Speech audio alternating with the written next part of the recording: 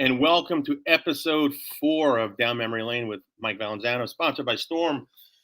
This one is going to be a little bit different. We've done a little bit more serious to start so far. We talked about the balls and talked about lane play and this urethane thing. And tonight, I wanted to lighten up the mood a little bit. So it's basically we're going to be talking to Richard Pryor and Andrew Dice Clay tonight.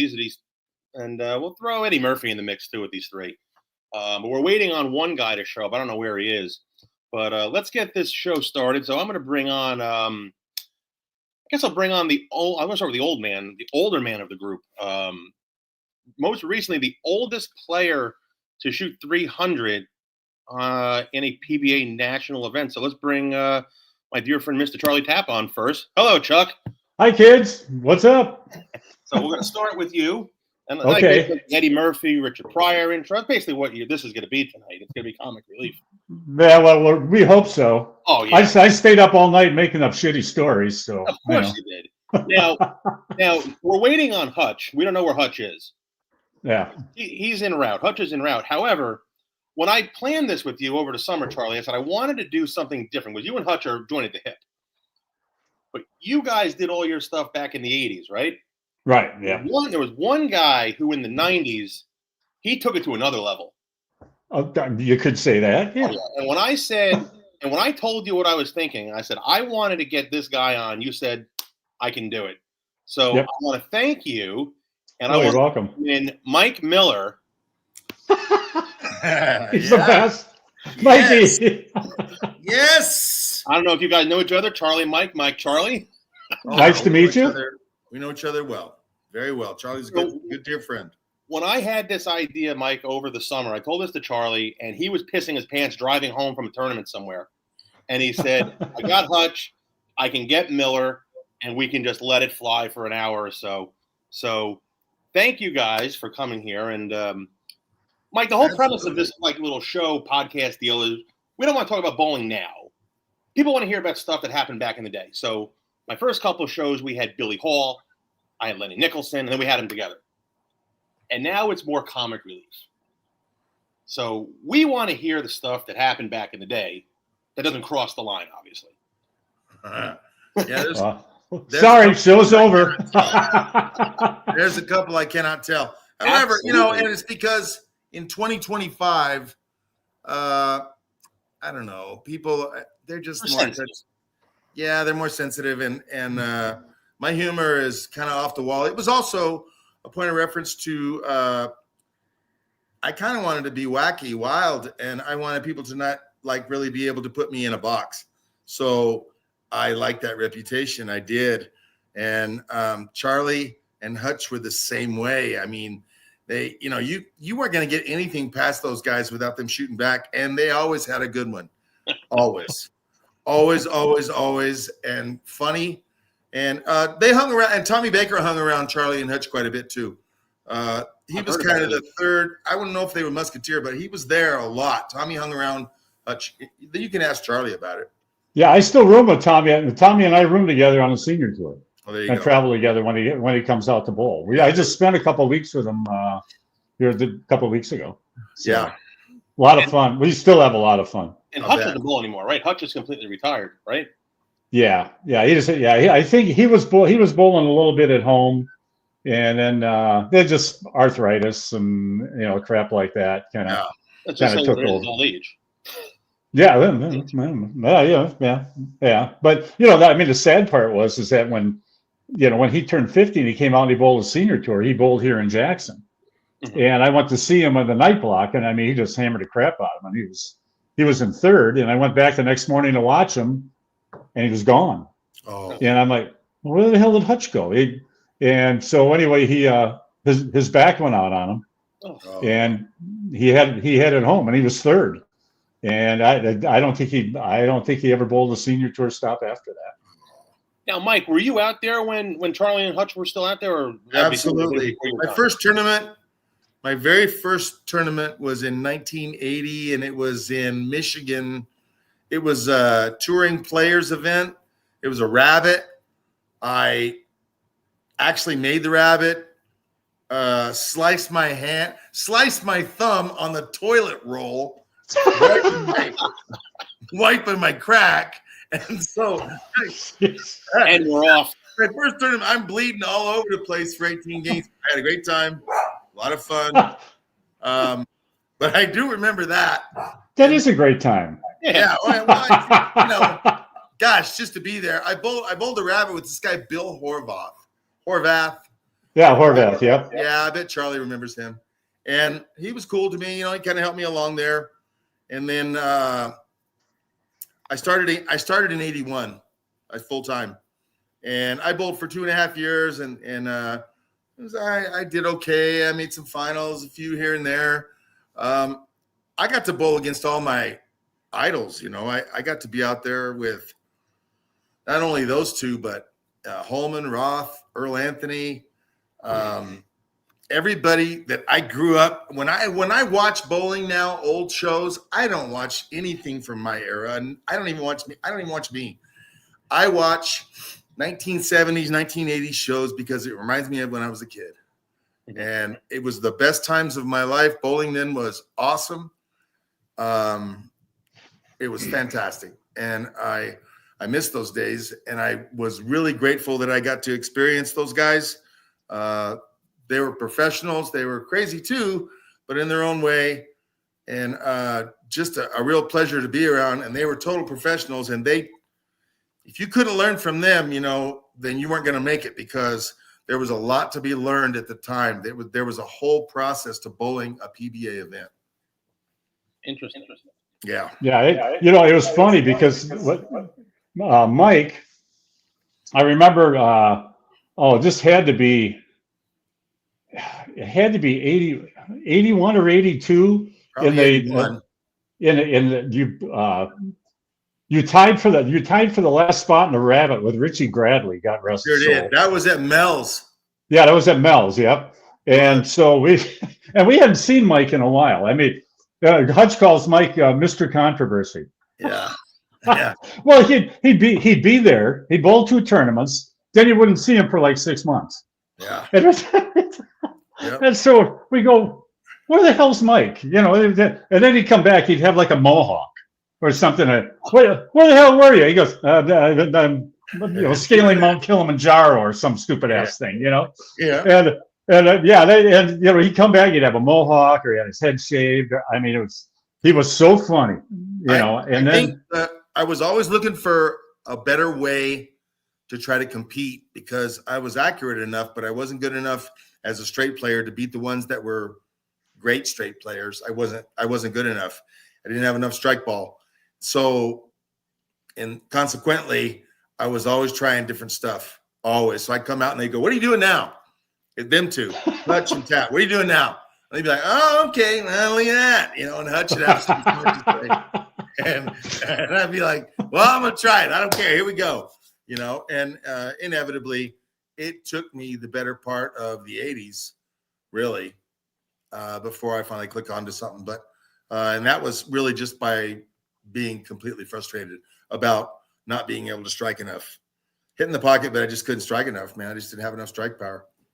Well, what's really, really funny about that is that Marlis and I bowled together in this. They had a mixed doubles thing at Samstown right before the ladies tour doubles.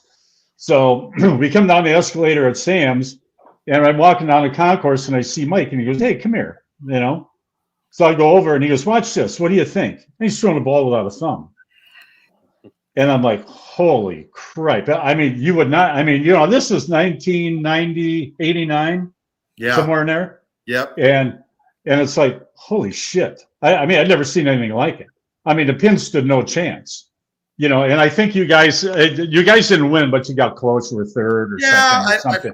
It was fun. I just had a good time. And he says to me, he goes, "You think I had a bowl like this?" And I go, "Hell yeah, you had a bowl like that." Yeah. And I mean, he's the guy that really started this stuff. Is Mike. It's not, I mean, the two-handed thing, I mean, that's evolved from I don't know who, but the thing without a thumb came from this guy here. Belmo, really. I mean, Chuck Landy first. But Chuck Landy was it. Chuck, he didn't have that kind of rev rate. He couldn't do things that, Belmo could do so many different things. So I think that it evolved into that. That's a whole nother story, and we won't get into that. But we want to have some fun here. We don't want to go into the technical side. Nah. You know, two-handed bowling is two-handed bowling. One-handed bowling is one-handed bowling, and I'll leave it at that. Exactly. So, all right, let's drop the gloves here, boys. Let's have at it.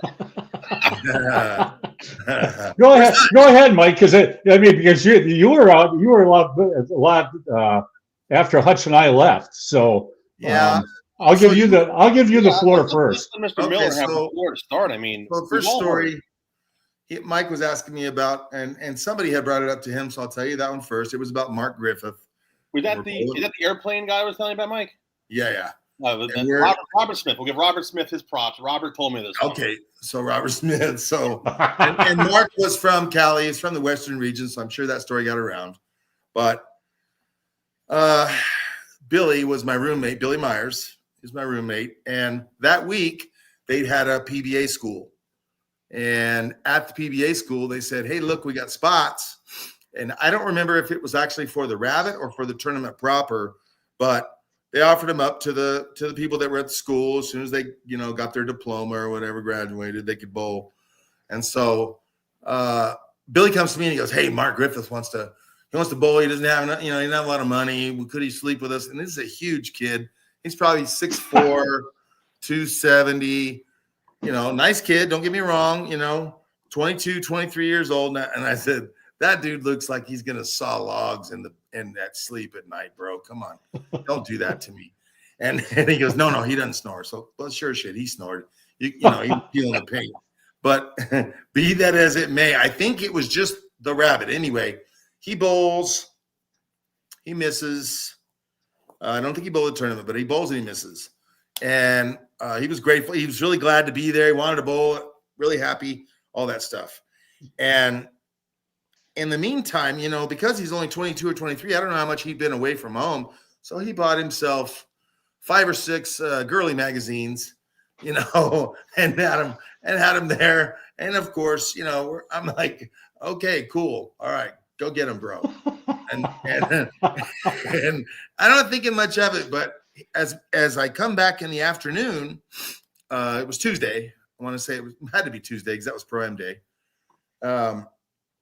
He comes back and he goes, I gotta go. I owe you guys for the run. I was like, forget it. Don't worry about it. Just go on.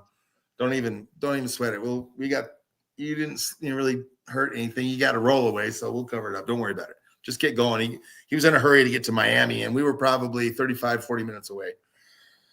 So as he's in there, all of a sudden I get this thing. I mean, that has happened to me a lot, where I said, "Where's the magazines?" And he's in the shower.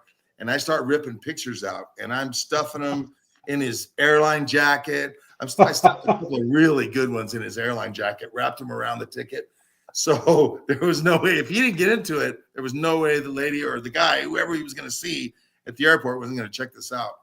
So he said, by the time I hear the story, and I've stuffed him into his pants, into his dirty clothes, his mother did his laundry. So, 22, 23. So when he gets home, that's a whole nother story. She's asking him, "Mark, are you turning into a pedo or what's going on here, man?" And so he gets to the airport and he's making small talk with the lady. I guess the lady at the counter, and "Oh yeah, Colin, you're from LA," and I guess she gets into the jacket and he makes a comment like, "Well, if you ever come out that way, you should look." And she goes, "I wouldn't look you up for nothing, you sicko." And he hands it back the jacket, right? And he's like not understanding until he opened it up and he went, "Oh my God, this guy's got me." So that was one of my better ones from somebody like that. Other than I can't remember the kid who came into Billy's motorhome one day and said that this 1,000-pound guy had asphyxiated himself in his apartment by farting. He farted so much, right? No, I'm not kidding. He said this. Now this is Mike. This is another bowler that came into the motorhome, or what? Yeah, he came into Billy's motorhome, and we're in Vegas. Okay. And so I'm sitting there, and then Billy and Darren, they were roommates, and they're sitting there playing Xbox, whatever they were playing, PlayStation. And I'm sitting there on the couch just watching them. And he comes in there. His name was Steve something. He was a good guy, but he came in there telling the story. And I was like, I heard it. And I said, what'd you say? And he said it again. And I said, what kind of bullshit are you spinning to tell us that? And as soon as I said it, Darren, you remember Darren Wong? Yeah, right. Yeah. I remember him. He fell off his chair and was laughing so hard, I thought he was going to puke. And Billy is crying. And then this guy gets mad because he really does think that happened. So we find out much later from Billy's girlfriend that some guy, now I don't know if the guy passed out or died or whatever happened, but there was some incident. So I'd be lying to tell you that some guy died from his own gas. But I suppose it could happen. I don't know if there wasn't enough oxygen in the air, but man, we laughed. Oh God, we roasted that guy. It wasn't until about 2 years later when I saw him again at a tour stop on the West Coast, and I apologized profusely to him. I was like, I am so sorry. I thought you were so full of it, and he wasn't. He wasn't. He was telling the truth. So, really? Yeah. Wow.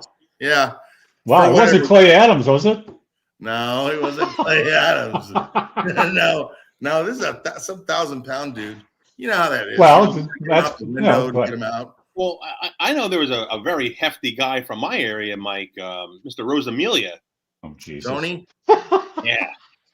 Yeah, I got one love about Tony, him. great guy. Tony's a good guy. Tony's a little weird, but so am I. So I'm not saying anything normal, but there's another one. We're in Central Washington, Tri-Cities area. And they kind of switched us around a couple of times, different places to bowl. And this one year, I can't remember that kid's name. He was a good bowler. He was from the East Coast. I don't want to call him out because it's the wrong thing to do right now. But he was a good bowler. Oh, God. Anthony Lombardo. Okay. Oh, yeah. Anthony Lombardo. Yeah, he's from Ohio. Lombardo. I called him Lombuego, but Anthony Lombardo was friends with Tony. And, there's all these stories about Tony and his nads. And I was like, yeah, whatever. Tony and his nads, whatever. And so I'm coming in from the second squad, and they have these makeshift paddocks where they build them with wood. They built them. You remember that, Charlie? They build them with they put cement blocks and then wood on top of them. Yeah. Right. And so and they had not a big area, so they had it kind of stuffed in there. So I'm down this one little hallway, and I'm taking my stuff in there. I had bowled okay as far as I remember. I don't know. I wasn't pissed off or anything. So I get to the end down there, and I'm tired. And I hear Anthony go, Miller. And I go, what? What? And he goes, no, look. and there's Tony at the end of the entrance to where I'm at the end, and he's got one of them things out. And I swear to you, just one. It looked just one. Just one. I swear, I'm not exaggerating. It looked like a grapefruit. And I'm not kidding. And they're all looking at my face like, oh man, as soon as they saw me, I'm sure I went, holy fuck, what is that? And the first thing I thought is, how in the hell do you bowl? That is amazing. I have no idea how that dude bowled, and he bowled very well. He's a hell of a player. Oh, yeah, he bowled. Tony bowled good, yeah. Good player. I don't know. Does he still bowl? I don't think so. I know his son is pretty good. He's into it with his son now. That's the last. I see him online, but yeah. That was dead. And then those guys just roasted me on that for about 2 months. It's like, yeah, Miller. That you give us good. You got to be able to take the joke. If you can't, you know what I mean. So. Oh yeah. Yeah. So Mike, it goes both ways. Since we're talking about nads, as you call them, buddy of mine earlier, Mr. Lee Vanderhoff, reached out to me a little bit earlier, and he asked me to ask you about ball reactions. We're talking about nads. Oh yeah, he might have been talking about Austin. maybe. We're in Austin. I'm following Couch, and in Austin at Highland Lanes, the players area was very low compared to when, like, it took like 5 or 6 steps to get up out of there. So your head was only half your head could see over the ledge where the people were. So they really couldn't see anything down there. Okay. So I'm not bowling worth a crap. And I'm following Jason, and Jason's a good friend of mine. He's like 2 frames slow every time. So I'm like, oh God, these guys, and I'm either opening or spare striking in the 10th. So I'm hurry up trying to get to the next game. And he's over there and he's bowling. That's somebody's dog. So Sick. sorry. So we get to the next pair and I'm like bored. It's like game 4. And I just ease one of my nuts out of my pants. And I was standing there, and he comes back from me, throws a shot, and strikes. And I go, hey, dude, I need a little help. What do you think I should change balls? And he goes, I don't know. He goes, I haven't even watched you throw a shot, Mike. How would I know? I said, okay, well, it's all right. So he gets up there and he throws another shot. And I said, no, really, dude, do you think? I mean, is it, he goes, well, how are you bowling? And I go, well, not very good. And he goes, well, maybe. And so I look down and he goes, you mother. And the thing I felt bad about is that he didn't, he was serious. He was really serious when he bowled, especially if he was bowling good. He got up there and tonked in the 10th. Rah! 4, 6, 7, 10. And he goes, get out of here. He was yelling, get away from me. Oh my God. And we laughed about it later, but it took a couple of weeks before we could laugh about it. And he might have made me feel. So it was fine, but that was stuff that I did. Wait, hold on a second. Hold on, Mike. I'm gonna have to cut you off. I want to welcome in Charlie. We got Joe Hutcherson here finally. What? Hutch? Yeah, I'm here. I just happened to be sitting here watching something very crucial. I was watching an episode of Andy Griffith with the Jewel Thief with Barney, and all of a sudden Charlie says, "We're on right now." So perfect. Where are we at? Where is that? Is that Mike 300 Miller? Hutch. That's him. What's up, baby?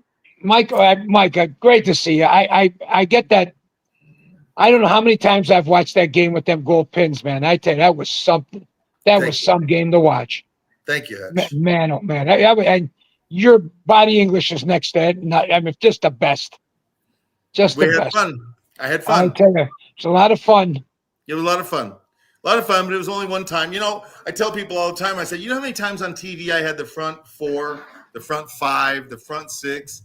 One game ever in my life. I was very fortunate, and I was just thankful that I got up there and just didn't think too much and just threw it.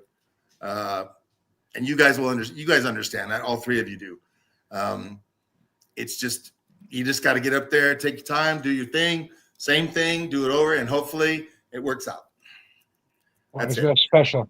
Now, how far are we in here, Charlie? How long you guys been on? Well, we just started talking about Mike and his nutsack coming out with the couch. That's kind of where we're at. Hutch. Yeah. Well, we're talking about all kinds of stuff, Hutch. Well, I tell you what, I tell the guys, I ask this question a lot, Mike, to people that don't know a lot about bowling.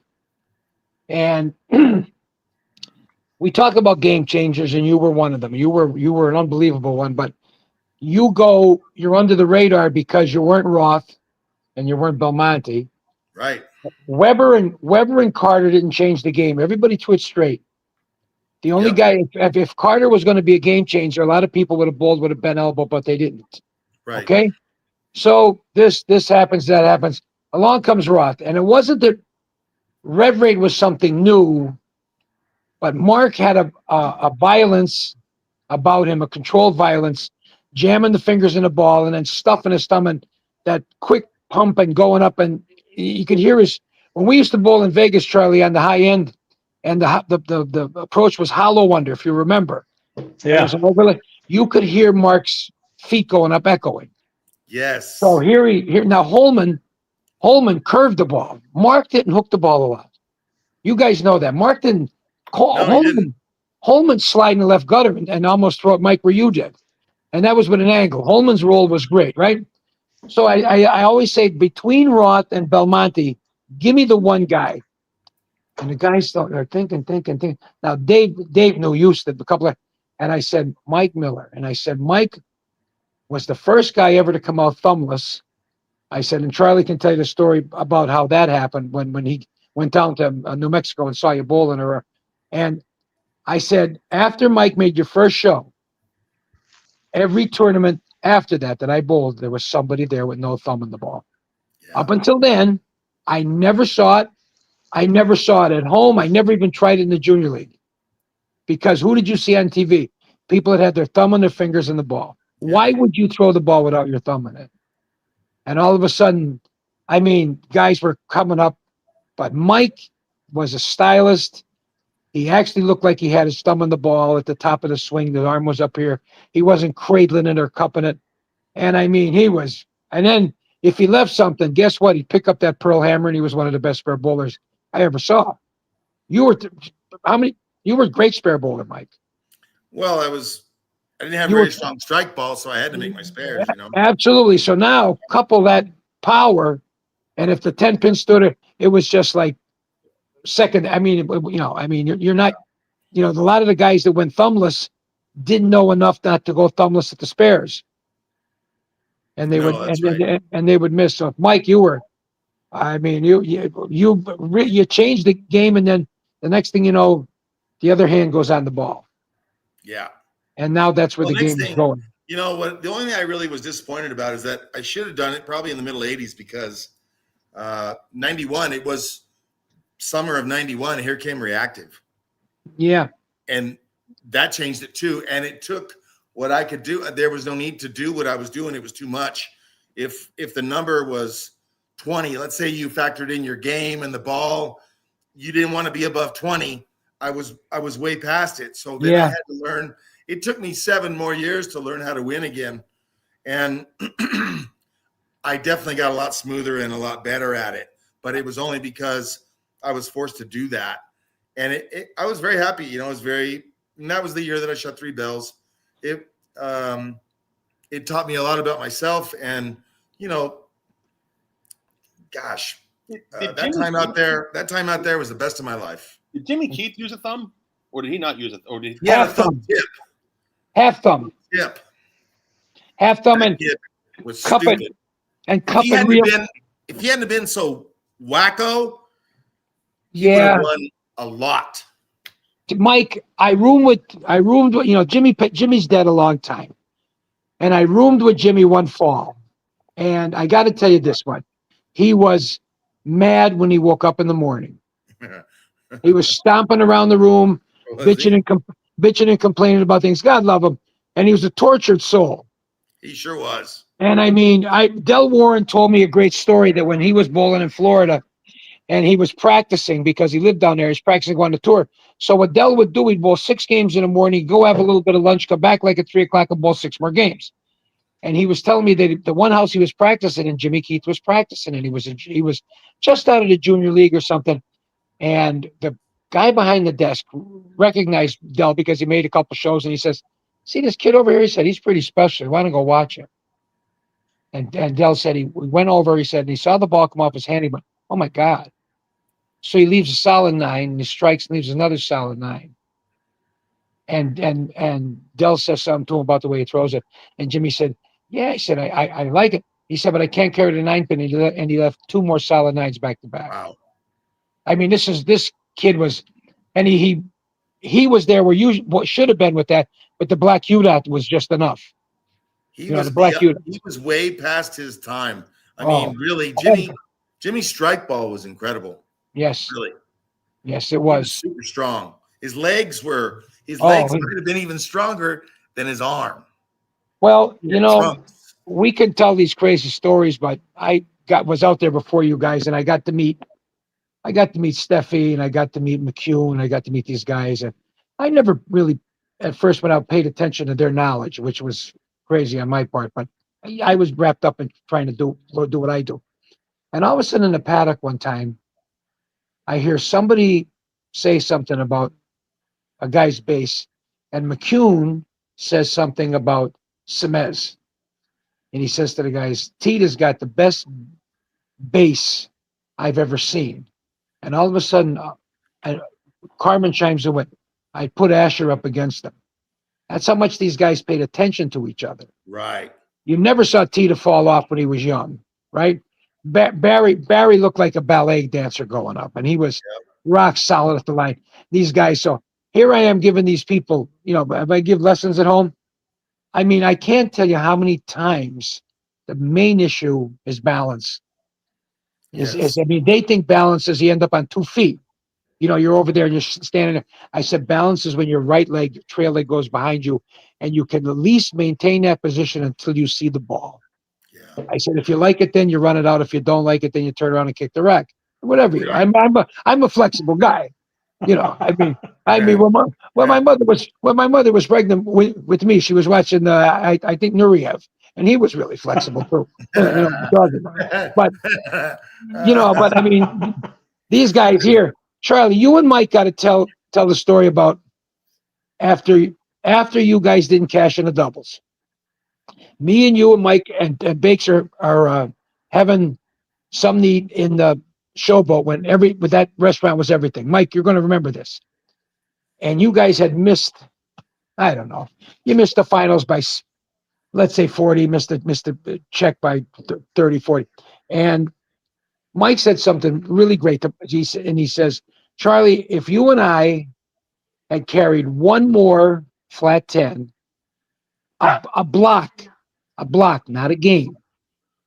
So there was 6 games, where they were 18 games. So it was 36 games, 18 games, 36 games total, and a block. As 11 was 66 or 7, 16, 18, 11, more. He said, not only Mike, you said, not only would we have cashed, we'd have made the finals. Not asking this solid 8 or that carry 1. And Mike, you said something to Charlie to the tune of, you can correct me, you can remember what is, I'm going home and I won't be back till I strike. I don't know if you remember that conversation.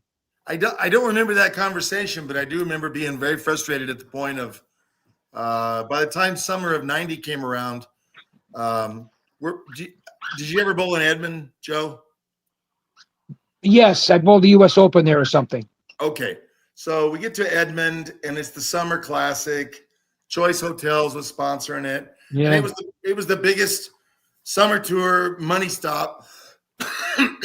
And I just remember telling my roommate, who was Corey Groff, I said, this is stupid. We went to practice and I said, this is so stupid, Corey. I said, watch, I can throw this like this. I had my balls there. And I said, I can grab a house ball and I bet I can throw more in a row with a house ball. And he goes, oh yeah, show me. So I did. I threw a 7 or an 8 bagger with a house ball off the rack on the house shot, which was trenched up at some place 4 miles away. And he goes, well, if you had any sack, you'd go drill a couple of balls and throw it that way. And I said, well, all right. So I did. I drilled a wine U dot and a black U dot, and I missed cashing by 50. We bowled 24 games in that tournament. Yeah.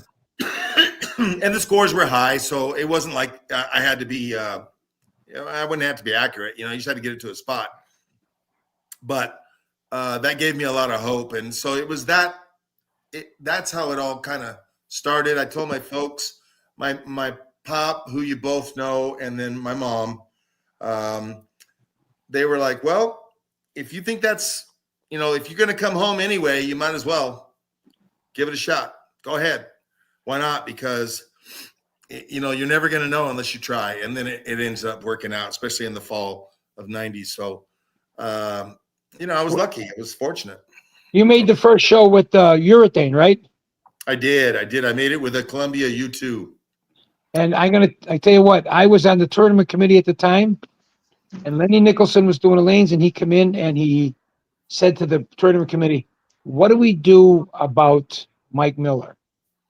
And everybody looked, he said, he has unlimited right. That's what I'll never forget he said that. Because other guys came out, whether they had a trick or not, they would shut them down. He said, and Goose looked at him. He said, we've never dealt with this before.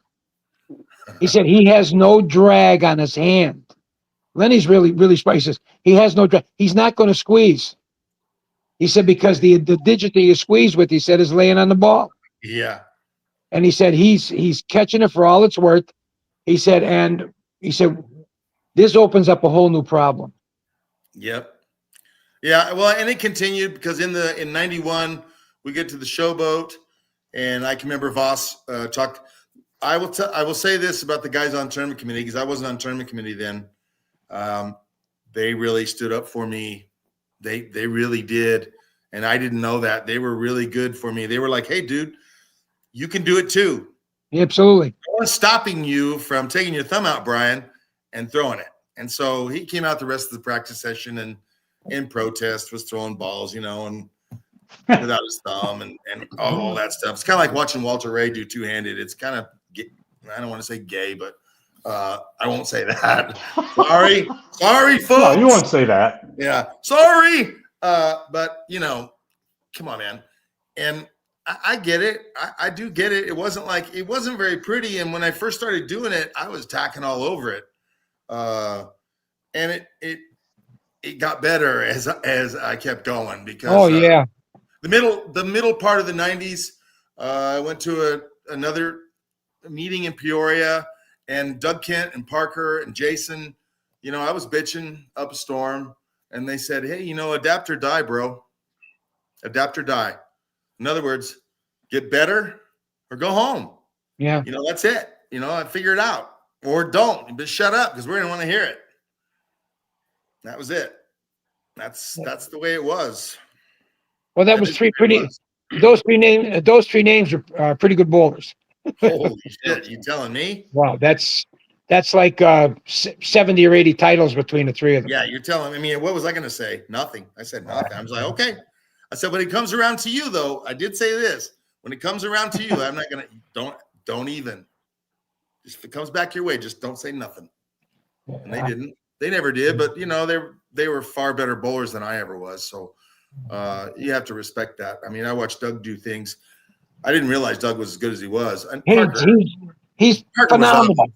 Yeah. Doug was, Doug did stuff. I watched him one year when he led Rochester. And he was from around that area, but man, he was slow wheeling it and kind of half spinning it and doing his thing and torquing on it. But I mean, really carving the front, and then just letting that lane kind of take it. And then it had enough because he wasn't throwing it end over end. So it had enough at the back to hit. Man, it was impressive. Very and then impressive. he gets beat on the show by Norm going straight up 10. Yeah. Well, Norm was great. Well, I said to Doug the one time, I said, when you led by 400 or 500. Yeah. I said, and Billy Hall at the time was coaching Norm. Yep. And I remember they're throwing the practice balls for the show. And Billy Hall comes over and says, "Are you coming over and watching what these guys are doing on the show?" And Norm said, "I've already watched. I got a game plan." And Norm, I don't know what he was throwing, maybe a red solid, because Doug was throwing a nitro R squared, I think, something like that. And I think Norm might have had a red resin hammer or something. But Norm, he started letting that ball go like he was blowing a feather off his hand. And Doug could do that. But Doug said, I looked like I had something, and because Norm only bowled 210, but Doug only bowled 190. Yeah. I said, but it wasn't a high scoring game, and Doug was always waiting for that shot in between, and it never happened, right? But man. Do you remember the company that those three had? They did with that guy Jim Maitlander. They formed a company. It was Dell and Duke. Weapon. Yeah. What was that? Was that the Yeah. name of the company? Weapon that they came out with, a black one, a blue one, and a red one. Yeah, and the ultimate weapon was the first one. Yeah. No, the ultimate weapon. Charlie came out further. That was the pink one. Yeah. That was the pink one. And then there was a black one. Because there was a black and a blue and something else. And Ferraro was on that staff initially, right? And Dave and we're all good friends. Dave and I we used to bowl the team challenge together, and we're at dinner one time because Dave quit Weapon, and they gave him his money back. It was a couple $100,000 to get in or something like that on that deal, right? So anyway, Dave was telling me, we had balls to practice with, and they were only 3-piece. They didn't flare. No, they Okay? didn't. Didn't flare.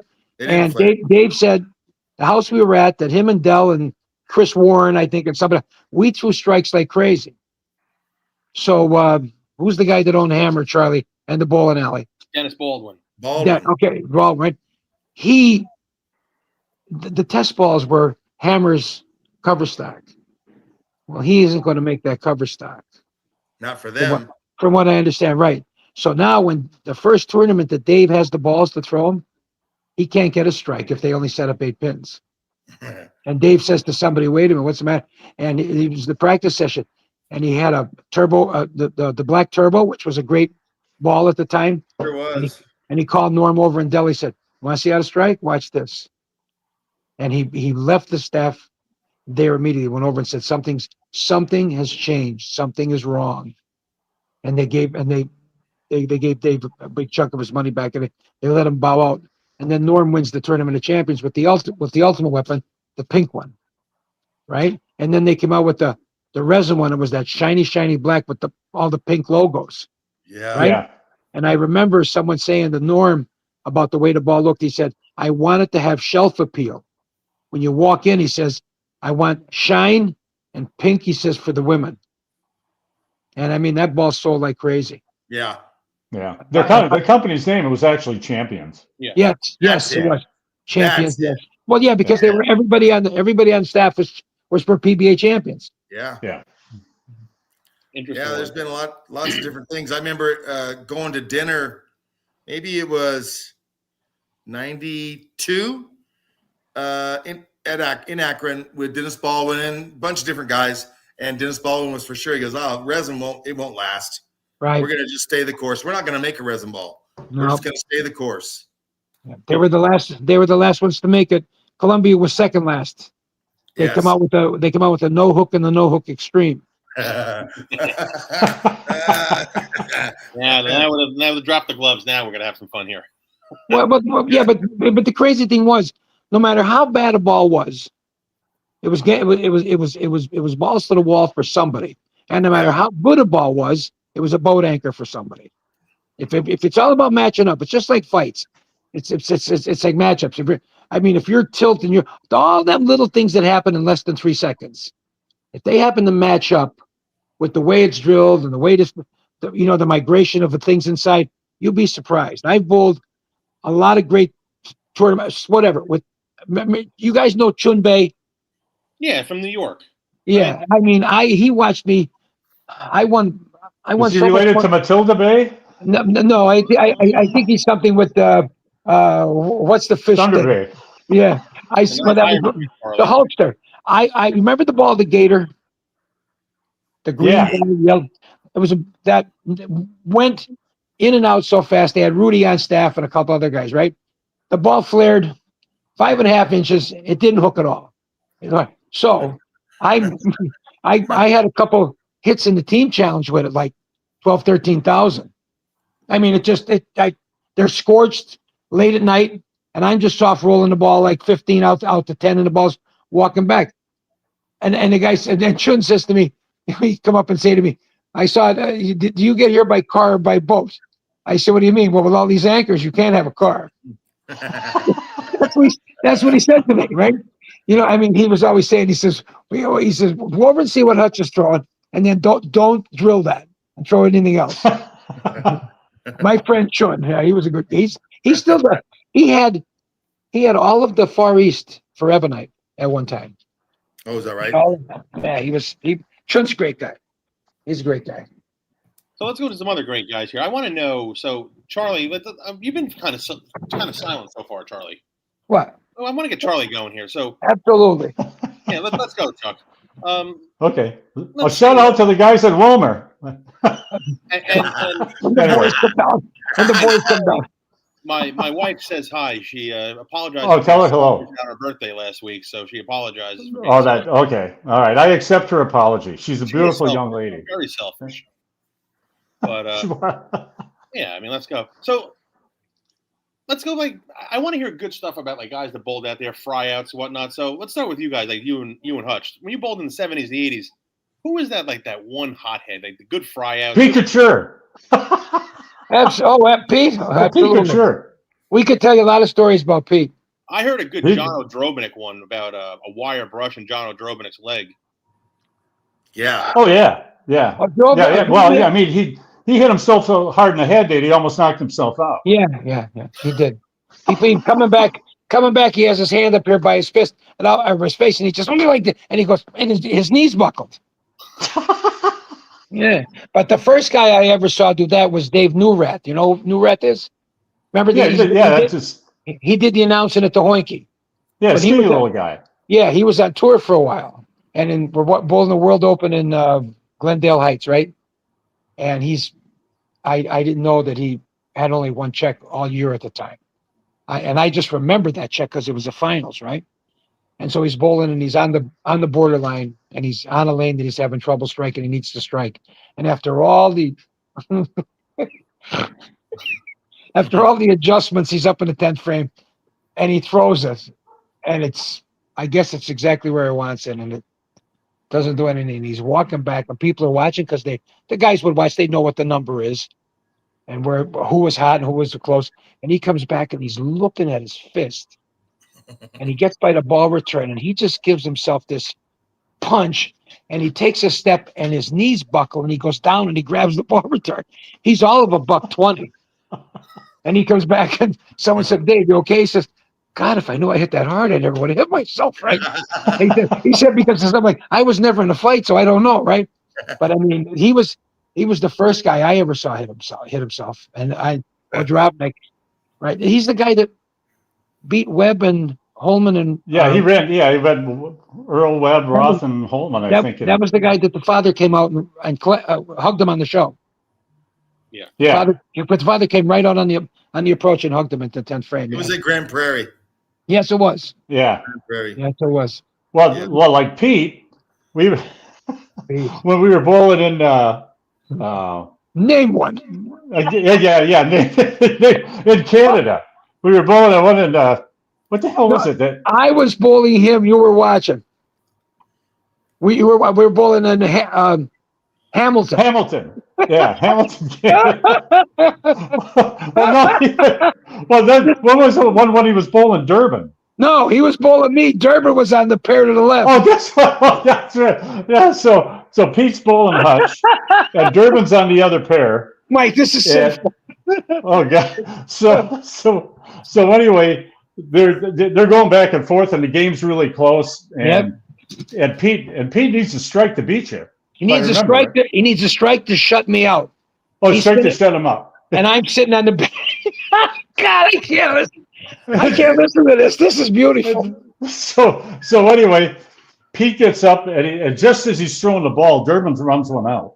Yeah, no, he's to his left, and there's a blank pair next to us. Yeah, so he runs one out, right? So Pete leaves solid 8 or ring of 10, whatever the hell it was. Hey, he put the ball down once because Durbin kept running out further and further. And as Pete banged the ball on the thing, he forgot that Mike was religious, and he starts calling him all these names. He goes, excuse my French, he goes, that goddamn Durbin. He goes, he's no fucking angel. So he flat tens, and now he walks over because Mike was running out of shot. He didn't know what it was. It wasn't even for a double. It was just for a strike. And now Pete comes back. Now he's beside him. Now he's beside himself. He gets the strike on the fill ball. I need 3 strikes and a 10 to beat him by a pin. And Charlie just goes like, yeah, Pete might as well put the 30 on his side. And I struck out. I swear to God. Now, you got to understand something. Me, Charlie, and Pete were traveling together. Oh, is that right? God. And Charlie pissed him off more than anybody because when they went to England for the Grand Prix and they came back and everybody was playing darts and I'm rooming with Pete and Charlie, Pete comes back from the one day they're in the hotel room, and you'll remember this.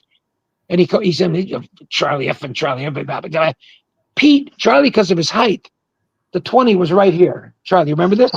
Yeah. Pete complained that Charlie was too tall compared to Pete, so Pete had to throw for the triple 19. Remember? He was like a lunatic. He was like a lunatic. He never wanted to see a dartboard again for the rest of his life. he was when we were in England. Yeah. Yeah, we went to London for the AMF Grand Prix. So anyway, Pete and I are hanging around the whole time. It was a blast. So anyway, we get on the bus to come home, and so it's me, Pete, Gil Sliker. I think his wife was with him, Bob Hanley and his wife, and there was somebody else on the bus, right? So we're the first ones on there, and all of a sudden this guy gets on the bus and he starts hollering at us. Said, "Go back to America, you no good bastards!" You know, he said, "Where the hell were you when the war was here?" And he's going on, and then Pete goes, "Who's this asshole?" I said, "That's the guy that wants to kill us." He goes, "Well, fuck him." He goes, "Hey, get off the bus." Oh God, Pete was brutal. Salty. Pete was brutal. I roomed with Pete for many times. He drove down and picked me up in my house. He had the 2 stacks of chocolate chip cookies that Mary cooked. His were soft baked, mine were regular. And every time he get out to gas up, I'd switch a couple, right? So he gets down by the bottom. Now he's chipping his teeth, right? and he's looking at me in the car. Hutch and you, and I just look at that droll like, "What are you, me?" I know. He said, "Well, then someone's in the trunk because there's no one in the back seat." He says to me, he had a Thunderbird turbo coupe when it first came out. He fell asleep one night. We were going across Texas on 10, and I had it to about 120 for a little bit. That was a 4-cylinder turbo, and I just step on it. You know, we're 1 o'clock in the morning. There's nothing on the road, and the lines are a ribbon. The roads are ribbon. And he remembers like Dallas, Fort Worth. Next thing you know, we're in Abilene, and we're going to go in and bowl with Phil Ringner at the bowling center. But I mean, we're flying, and Pete goes, "Where are we?" I said, "We're just going by Abilene." Abilene. He said, "It's nowhere by Dallas." I said, "No, I know that." I said, "It's about 120, 125 miles." And he looks at the clock. He goes, "What are you, crazy? Ford's selling it like it can keep up with the Corvettes. I can tell you it does." And you had to know him. The night, remember the night at the showboat he was winning money, Charlie? He was stuck his lungs, and he has a nice run at the blackjack table. And the dealer got pissed off because Pete wasn't tipping him. And it was me and Charlie, I think Davey Houston, someone else. And Pete they switched dealers because the showboat used to sweat everything. And they switched dealers, and the guy slaps his hands and he tells the other guy, "This guy's a stiff, he don't tip." Now Pete's down about, let's say, 750 total. Now he's back to where he's only down about 100. And I said something to the new dealer. I said, "Hey, the guy's stuck. He's just trying to get even, blah, blah, blah." And Pete was bound and determined like to play some more. And I remember you, Charlie, and whoever talked to Pete, "Let's go. Get the chips, let's go." And he was bound, and he picked up and he picked up and he left. I mean, the showboat didn't want you to win. And there was a guy, Mike, you'd remember this guy. When we got to the showboat, and he's pictures in the program, he quit the tour and went to work in Vegas at the showboat. This is the way the showboat treated PBA after PBA was basically responsible for the 2 towers. And Carmen told me that. When the PBA first came to Vegas at showboat, all there was the pool and them cabanas. And there was a motel. Yeah. And after the PBA got there a couple times a year, they put up towers, right? So I drove in one night, and I'm checking in, and there was that Italian lady, Charlie, Mary or Maria, gray hair, glasses, really nice lady. As I'm signing in, she says to me, she says, "Joseph, can I ask you a question? Why do you stay here?" I said, "Why do I stay?" I said, "Why do I stay here? I mean, the bowling alley's in the same building, and I have the convenience." She said, "I'm charging you $34.95 a night. We have 300 of your people in here. That's $10,000 a night." He said, "If 5 people walk in here with the same hat on, I give them convention rate, and it's $17 a night." And we had 10,000 a night coming in from us, and they didn't care. So this guy said that he was at the meeting before we came into bowl. You know what they were told? Don't worry about the bowlers. They're dogs. They'll be down. They'll chase their money. You don't have to worry about giving them a hamburger. He couldn't believe it. Wow. And he goes to the tournament committee meeting and tells Goose, well, Goose was there free. And the guys that come in, they were free and stuff like that. And he said, he says, I'm not, and but his name escapes me, but I remember seeing his in the picture in the program. He said, that's how we were told to treat you, like your dogs. He said, but the golfers didn't stay there. They stayed out at Caesars and all them other places. But the bowlers, and at the time that was it me, you, and Freddie went down to the Samstown and talked, and the next week in Texas, we got called in. Remember, we got called in. Yeah, that's right. Yeah, Mike, we go down to Samstown. Me, Charlie, and Freddie Saya. Was Bakes with us? Yep. And we actually get to talk to one of the high up vice presidents of Samstown. Now I'm on the tournament committee, and so's Charlie. And the tournament committee, so we're on the executive board at large. We went to the executive board meeting all the time, right? And with Tom Press and Pete Couture. So anyway, you got to understand when I say these things to Charlie. This is strictly inside, and it's hysterical. But we go down and we talk to this guy about possibly coming there to bowl. And he looks at me and Charlie. He says, "You mean you're the pros that bowl up the showboat?" And I go, "Yeah." He said, "You get that tournament here. We'll give you $250,000 and all the bowlers stay for free. Comp, right?" Well, we go back and say something to some people. The next week we are at Grand Prairie. Announcement: will Charlie Tapp, Joe Hutchinson, and Tom Baker please come to the press room or whatever they are. We walk in. Joe Antonora is sitting on one of the tables. Wow. Bud Fisher's walking around. Fortunately, he wasn't in his Hawaiian shirt that he wore at the Firestone. And Joe Antonora, what gives you the right to go down and negotiate a tournament for us? And we looked at him and we said, well, we're on the executive board. We thought we'd go down and just see some. Isn't competition a great thing? He goes, Showboat at that time owned the rights for every professional bowling tournament was going to be held in Nevada. And we didn't know that. But they said, well, don't you want to see some? And we told him what they were going to give us. He didn't care because when Antonora came in and them guys, they were comped anyway. We had to pay. Yeah. We had to pay. It was crazy when you talk to the guys that were there. Carmen told me when they first went through there, they stayed for free. And then it got to where you paid the expense of the room for a night. It was like $5 or $7. And then it got to be half the rate. Then it got to be the full rate of a stranger coming in. And I mean, we were putting 350 people in that place twice a year for 7 Yeah, when days. Schlegel went in there the one year, Yeah. he went to check in, and the PBA rate was $36.95. Yeah. Schlegel gave him his card for Pro Sports or Contour, whatever it was. Yeah. He got it for $20. Well, I'll tell you what, remember the menus? You remember the placemats in the Showboat had the bowlers on the bottom, the sports on the placemats in the restaurant. Ernie's picture was on there. Catherine sees that and says, "You didn't get his permission." His picture's on 100,000 placemats. He was in the spaceman, the red, white, and blue, the white suit with the stars, right? And Ernie goes and he tells them, "You didn't come and ask me." They immediately destroyed all the placemats and made new ones.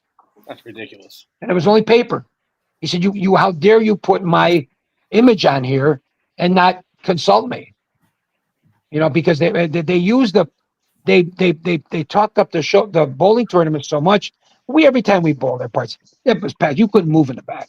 Oh God! You couldn't. There's just 72 lanes. You can't move in the back. And the crowd was knowledgeable. They didn't yell or nothing. Mike, I have a question for Mike, actually. oh God, you're beautiful. Good. Mike, I want to go back to your ball change situation we were talking about earlier in the show. Yeah. You missed that one, Hutch. Yeah. What do you say? Not the underwear, just the balls? All right. No, it wasn't quite like that. But, they're talking about the Showboat, and I mentioned this to Charlie the other day, and I talked to you about it too, Mike. During the position round, a couple of years, they had Charlie and Hutch out. I'm just thinking about PR, this. to do PR work. And so I'm not going to do the punchline, Hutch. If you remember it, I'm not going to do it. I do. I'm not going to let you. I'm going to let you do it. So they're going back and forth, and they're asking all these questions, and they're putting it out to the crowd. You know, and what about this? And you know, somebody stood up, you know, and it's packed in there. You know, so somebody had the microphone over there, and Hutch, and they're making jokes, cracking jokes, and they're it's very entertaining. That both these guys were very entertaining, and I was laughing myself. And then finally, the one guy steps up and asks Hutch. He says, "So what do you do for a living?" Do you remember what you said? Yeah, but he kept raising his hand and saying things when other people were getting asked put the hands with. Okay. And so finally he says that to me, and I just said to him, I said, "Why don't you save your breath? You'll need it later to blow up your inflatable dates." Yeah. You also said, "I get dates for your sister." And, Denny Schreiner was out there with us, Charlie. Woo! Yeah. And the whole crowd just blew up. Yeah, it was fantastic. It really was.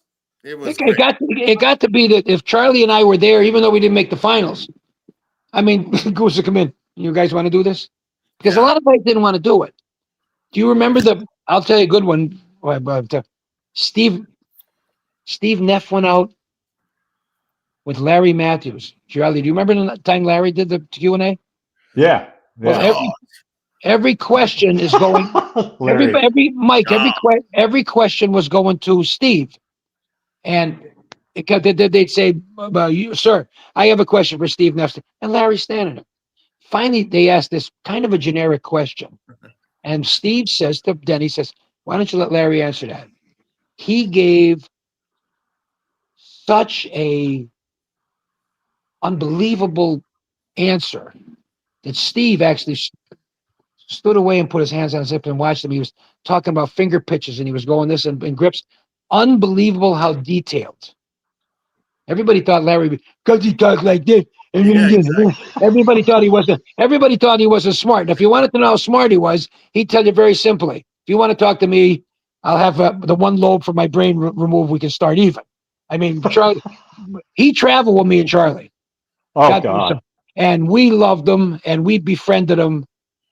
And when nobody else wanted to talk to him, you couldn't talk to him. You couldn't talk to him. But we insulted him so much, playfully. He'd tell us, and when Kachi was with us, it was worse. We'd be sitting eating, and he'd start telling a joke. He'd sit with the knife and fork and the thing in there. You know what about the? And we'd all be like, no. And we used to take turns telling him the punchline. And he'd start banging the table. He goes, "You guys, I can't do nothing." And then there's the time in Peoria when we're leaving St. Louis, when we're leaving to go to Peoria. It has to be one of the funniest days of our lives. Remember when you're not ready yet? You're not ready yet? Yeah. Oh God. It's such a long story. Yeah. It's such a long story, but I got to tell you what happened when we got to Peoria. So we're staying at that hotel downtown where the guy that owned the bowling center. Regency something? Yeah, it was like $20 a night. The place was gorgeous. It was brand new, right? So anyway, we get there, we're hungry, and so we go into like their coffee shop or what their restaurant or whatever. So you walk in, it's me, Hutch, and Larry. So we're sitting at the table, and who comes walking in but John Madden, right? Yeah. And John Madden is sitting at the counter. Yes, he was. And he's, I don't know, what, 20 feet away from us, Joe? Maybe, I don't know. Something if that, yeah. Yeah. So anyway, so we're sitting there talking, and we're like, here comes the check. Here comes the check. So we're like, we put our money on the table. We give it to Larry.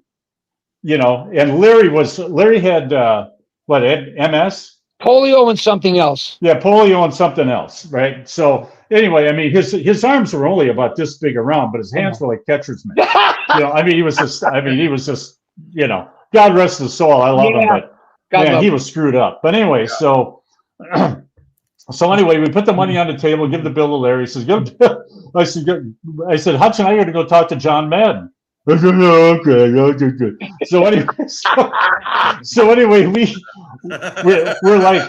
we're like 5 feet away from John Madden, and all of a sudden we hear this boom, boom, boom, boom, boom. I'm like, what the hell, right? We turn around, and where the hell's Larry, right? And all of a sudden, you see these two big catcher's mitts. Again, want to come up on the table like this, and his head is on the edge of the table. He goes, and John Madden's looking at him. What the hell's wrong with you? You know? And he looks at him and he goes, I feel down. And it's like, holy shit. I mean, if you saw that, you know, if you saw this guy, I mean, it was just, it's just, but if everybody was in that shape and had the ball, like he'd have been the best bowler in the world. Oh God, yes. That guy could bowl. He could bowl, and he really was smart. He was very smart. Yeah. Mike, when me and Bakes left for Peoria to bowl, Charlie Drew Wakachi, and Larry's going to ride up with them. I got to be there by 5 o'clock. The guy's going to drill my balls. I can't do it. Okay, they're not out of the lot 10 feet. They go into this restaurant. What was it? Coco's, and they said, "You want something?" Larry goes, "I've already been here 5 times. If I go in again, they think I'm chasing the place to rob it, right?" So they drive to Peoria or Peoria. Charlie says, "You want to go over the lanes?" "No, I'm not going over the lanes. Fuck you guys." Because they think they got there at 5 after 5. He jumped on the hood of the car. Yeah, well, wait a minute. You know who's the guy I'm talking about. But of all people, Mike, we're over watching them bowl practicing. All of a sudden, Larry's standing next to Charlie. And Charlie, smoking that cigarette, he looks down at him and he goes, "How did you get here?" He goes like that. "I got a ride over from my new best friend, Mark Roth." We looked at Mark Roth. Mark Roth wouldn't give his mother a ride over, right? So I saw Mark later. I said, "You gave Larry a ride over?" He said he jumped on the hood of the car. What? He said he jumped on the hood of the car. So I gave him a ride over. I said, "You give him a ride home?" I said, "You going to give him a ride back?" He goes, "No, don't even tell him I'm leaving. F him." He goes like that, right? So later on, he comes over after he can't find Mark. He walks up over to Charlie. He goes, Can I have a ride home?" He's real sad. Got his head down here by Charlie's arm. And Charlie takes that cigarette and flicks the ash. He goes like this, "What happened to your new best friend, Mark Roth?" He goes like that. And then Larry goes like this, "Oh, fuck him. He's not fucking good." He goes like that. He was very flexible. He went from love to hate in a snap. Mike, I want to know who did you do all your traveling with? Like, and all this zany crap and all the zany shit you did, right?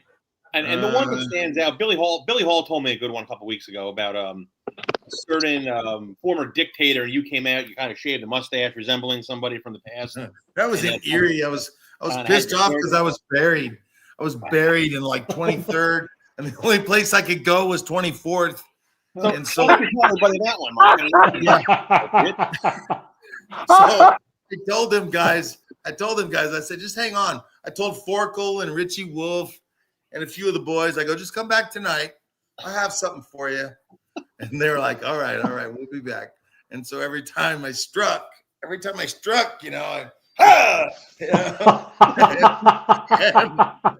got crushed. And those people in Erie just, they absolutely loved bowling. I mean, they loved bowling. You know what I mean? They were crazy about it. It was crazy. In your head what a crazy environment. How do you get that thought in your head? You're going to dress like this? I don't know. The best one, one of the best ones was we were bowling at John Davis's place at Kegel. We had one year, maybe 2. It was in that place, Lake something. Anyway, we're bowling at John Davis's place, and he's trying new oil out on us, and it's puddling, and it's not good, and the lanes are kind of trashy, and there's, no matter what, just like Hutch said, no matter what, there's going to be somebody that's going to match up to it and whack it. It's just the way it is. You can be bowling in the parking lot, and somebody's going to like them.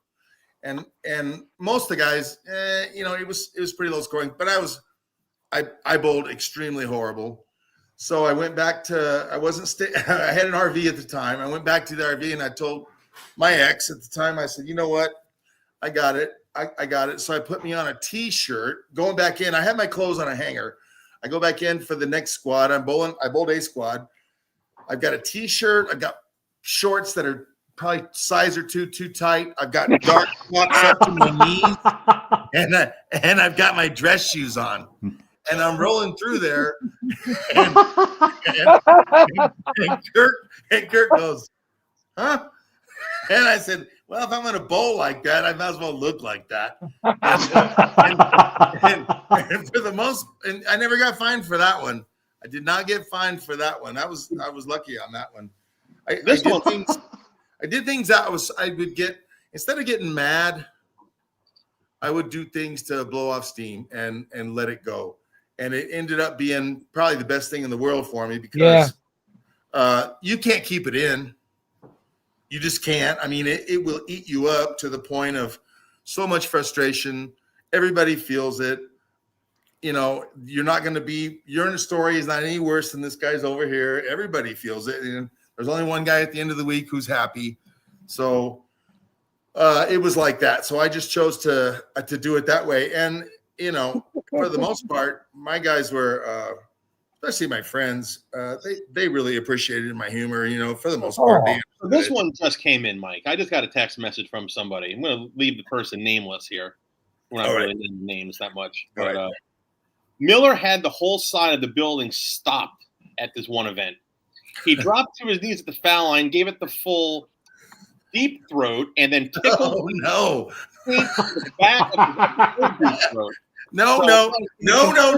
This one. I don't know. Okay, so, you know, and that was this move, you know, it was this and it was that, and that, you know, and so, yes, I did do that as several, and Ryan Schaefer had one too, where he said, I'm just choking the pin.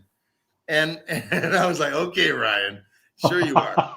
But that wasn't, you know, for the best one was we're in Reno and we're bowling the second day. We bowled B squad, so we come back early the next day. And it was at the hotel, the Reno Hilton at the time. And I wanted to be the first one to throw a shot. Just because I did, because I wasn't doing very good. So I was like, I want to be the first one up. So they, okay, bowlers, and now we welcome you 175,000, whatever. Reno Hilton Open and blah, blah, blah. And these are your bowlers, and they're going to be bowling A squad. Last final 6 games they're qualifying and blah, blah, blah. And okay, bowlers, it's 10 minutes of practice. And I was already in my second step when I heard it's about 10 minutes of practice, right? And I get up there and thank God I stone 8 on the first. I mean, my very first shot, I stone 8. And I go, fuck you! I yelled it. And the whole place, they all look over at me. And they all just busted up. It was great. Himmler, all the way, even Walter Ray laughed on that one. He was a tough one to get to laugh because Walter Ray was like a stick in the mud. Man, that dude. Over under $10,000 in fines you accrued on your PBA career. Oh no, I'm way under. Under? Yeah, under. Most of the fines are for $100. I didn't have fines like Pete had. God, poor Pete. Weber. He got fined. Yeah. He got Weber got fined. Most of the fine stuff's for $100. Yeah, I mean, you know, it was worth it. It was worth it. Was there a particular guy that you always used to get there, Mike? Was there a guy that you could always like break his balls or play a prank on somebody? Was there like one gullible guy all the time out there?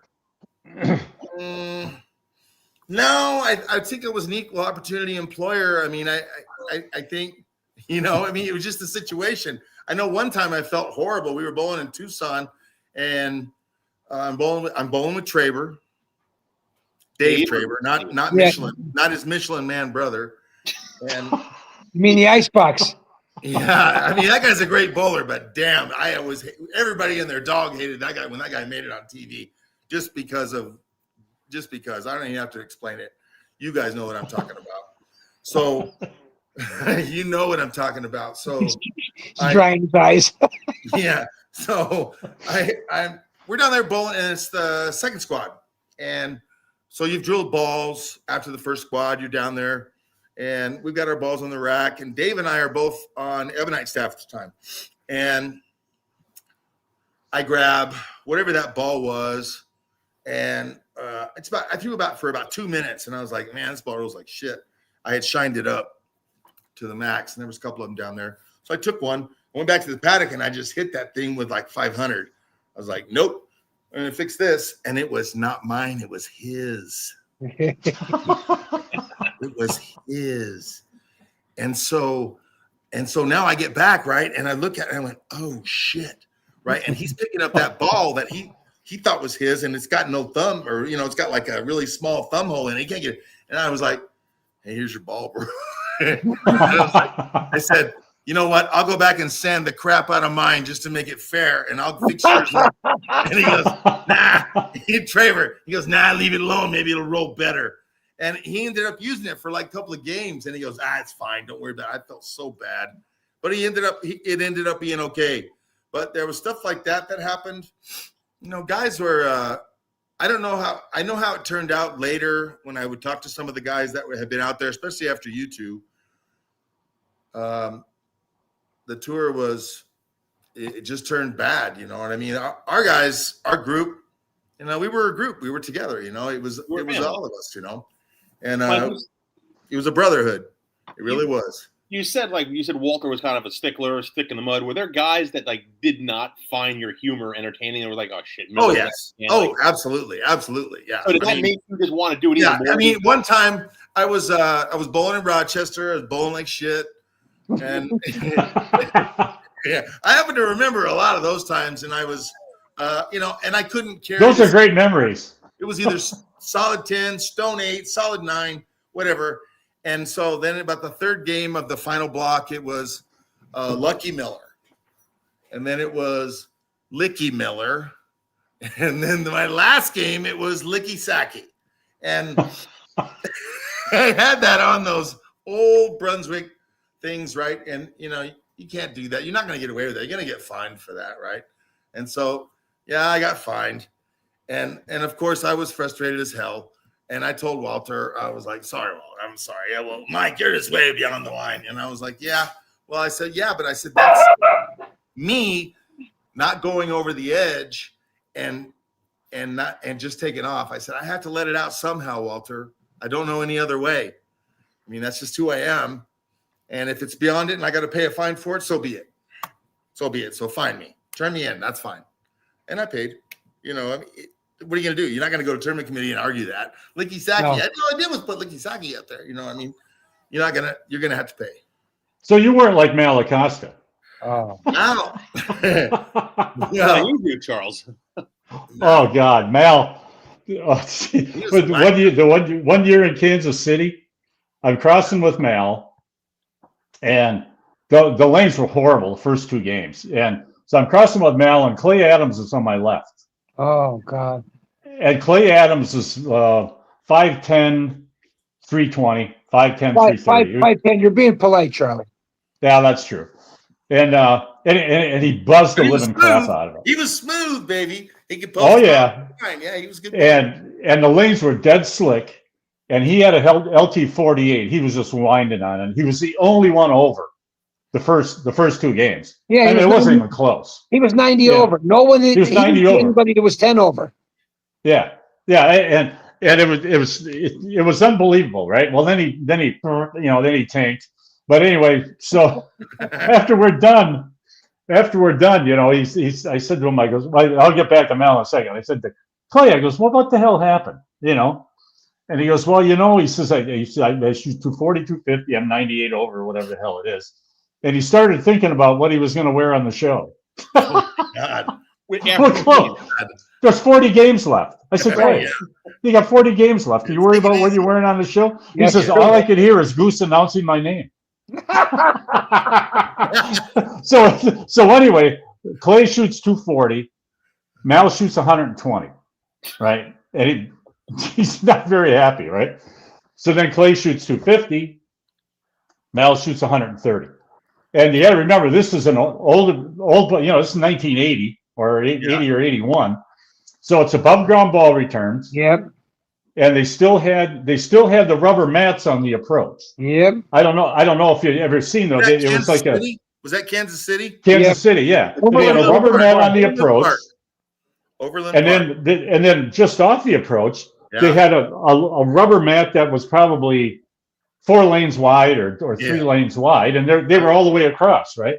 Yeah. So anyway, Mal, the second game, he leaves a blowout 7-10 in the 10th to shoot 130, and he kicks it, and it went on the approach, the whole damn thing. It Fell covered apart. like it covered like 3 lanes, and it was full of dirt, you know. And he's like, "Screw this!" And then that was gone. He said that all of it. He left. No. Is that it? He WD'd? Yeah, So that's Done. it. I'm Yeah. done. Yeah. Yeah. That's I was bowling with him. I was bowling with him and John Donahue. Oh. And, Don. John Donahue was. Remember him, Mike? I do. You remember him? Yeah. Yeah. He such a really nice guy. He really? passed away about 10 years ago. Yeah. He died of a heart attack in Walmart. Tell him about this one. This one just came in from Wayne Chester. Mal spit on a showboat blackjack dealer after she took all of his money. Oh my God! Yeah, anything about Mal you can believe. He was bowling bad one time. We were there, and he comes back, and he had the funny way. He comes back, and he makes us. He goes like this. He said, "If I don't start bowling on," he goes, I'm gonna shoot the head of my dick off with a bow and arrow." And I'm bowling with him. When he beat Don Bell. Taco. When he beat Don Bell in Northern California for the title, Yeah. they were driving together, and I guess they were drinking and maybe smoking a little pot. They got, feeling, and they start breaking each other's balls about the tournament. Yeah. And they actually had to pull the van over. They got in a fight. Oh no. And they got in a fight now there, and then they got back in the van after the fight and drove the rest of the way. Oh my God. Let me ask you, guys, this one. So, if social media existed, Mike, I'll start with you. If social media existed when you were on tour, besides you becoming an internet sensation and a viral sensation, who else would have taken to social media and whatnot and do like videos and shit like that besides you? Oh, I think Weber would have. I think he would have been all over the place because there were so many things that Pete got in trouble for, and that people would have been doing the camera on him. I mean, he did a couple of things, especially in Reno. I'm not going to go that far, but yeah, I mean, he exposed himself in a Reno bar, and he asked somebody, he goes, "You want to see a D? You want to see one?" He goes, "I'll show you one." And then, whipped his junk out and then ran off, ran back to his room, and security got to him. But by that time he was already in his room. But I mean, he got in a lot of trouble for that. Yeah, he did. He got in a lot of trouble for that. But I think, oh man, there would be so many. There would be so many. That's why. And social media now is, I stay off of it. To be honest with you, I don't even get on there. Mm-hmm. It's not my ball of wax anymore. I liked it for a while, but man, it's too much. And people take stuff too seriously, to be honest with you. I mean, I mean, way too much. It was a nice way to get a hold of old friends. Yeah. That I hadn't talked to in a long time. That was great. But then it got to where people started to want to read their own comments, and they wanted people to comment on it and get their ego built up. Come on, man, get over yourself. Just get over yourself. It's not like that. Yeah. So I don't know, but there would have been a lot there. It would have been overwhelming. The only thing I want to tell you, one more story, and this is a good one. Do you guys remember Don Moser, Mo Man? Yeah. Oh yeah, sure. Okay, so Mo Man, he's getting ready to get married to this girl, and I want to say her name was Dawn. But they're in the showboat in the gambling area, and they're playing blackjack. He's playing blackjack, and there's a girl a couple tables down, and I want to say she might have been either playing blackjack or she was playing dice, craps. And this girl is going off. I mean, woo, woo, woo, hooping it off, right? And so it's probably 5 or 10 minutes of that. And I'm just sitting there watching the blackjack table, and I told Mo Man, I go, "Can you believe that?" I say, "How would you like to wake up next to that?" And he goes, "I do." He goes, "That's my fiance." and I took my loafer and I just stuffed it in my mouth. I just peeled it right off, stuffed it in my mouth, and I walked off. And that was the best thing I could have done. The whole table laughed. And I thought, oh my God, I can't believe I just said that. Yeah, you can't rehearse that. No, you can't. I mean, it I was mean- just, I didn't know who she was. Mike, have You you know, and heard? it was true. I mean, I saw her on the next day together, and I was like, I felt horrible. Mike, have you heard the pencil story? Oh boy. No. Charlie, you know what I'm talking about. Hutch, you know what I'm talking Absolutely. It's based There's the guy to tell it right there. about. on the story, but I'll tell you what, like you're saying about your foot in your mouth. Me and Gus Lampo went to Tonawanda to bowl a tournament. On the way back, we stopped at one of the Thruway rest stops, and you know, with the restaurant and everything. Yep. And Gus goes over here for some. Gus spats Bavona, right? he walks away, and my wife is sitting here, and she knows the story. I'm getting the line to get some yogurt, like a cone or a cup, and there's a lady in front of me, young girl, and my wife is pregnant with our first child at the time, and this lady has this little paunch, and so you know, any chance that I ever had to put my foot in my mouth, I'm there. You know, I lean over and I say to her just like this. So when's the blessed event? And she says to me, I said, my wife's due like in June. And she goes, pardon me, she says, but I'm not pregnant. Yo, I've done that. what do you say now? I've So done that. Gus, because, and he doesn't know what happened, but this is things you can't rehearse. He comes over and comes in between the two of us, and he goes like this. Excuse me, ma'am, if this lady is bothering me, I'll have security come over and throw him out immediately. And she runs out of the building, and he looks, he goes, what did I say? You would say nothing. I said, when we walk outside, I'm either going to get in a fight or we're going to get in the car. And we went out, and I came home and told my wife, they said, you said that? I didn't mean it. No, I know. Smart. You didn't mean it bad. No, but then my wife always says to me, you're always talking to people you don't know. Yeah. I mean, Oh, God, I said that to Joanne Pritz. Oh, really? Yeah. She didn't punch you in the face. Oh, I know it. She's badass. I'm afraid of her. But yeah, we're walking. It was when we bowled that team challenge in Baltimore when I saw you and we're we're walking in. She's walking in with Jimmy. I said, oh, Joanne, how you doing? Give her a hug. And I said, so well, like, when are you due? Oh, Just what do you mean? She goes, I said, what do you do? She goes, I'm not pregnant, you son of a bitch. she was. To this day, we go back and forth with it. Yeah, I've done that. I've done it twice. I did it at a Walgreens to some lady I didn't even know, and I did it to a bank lady I didn't even know. You're trying to be nice. You don't know. Yeah, you're trying And to boy, be nice.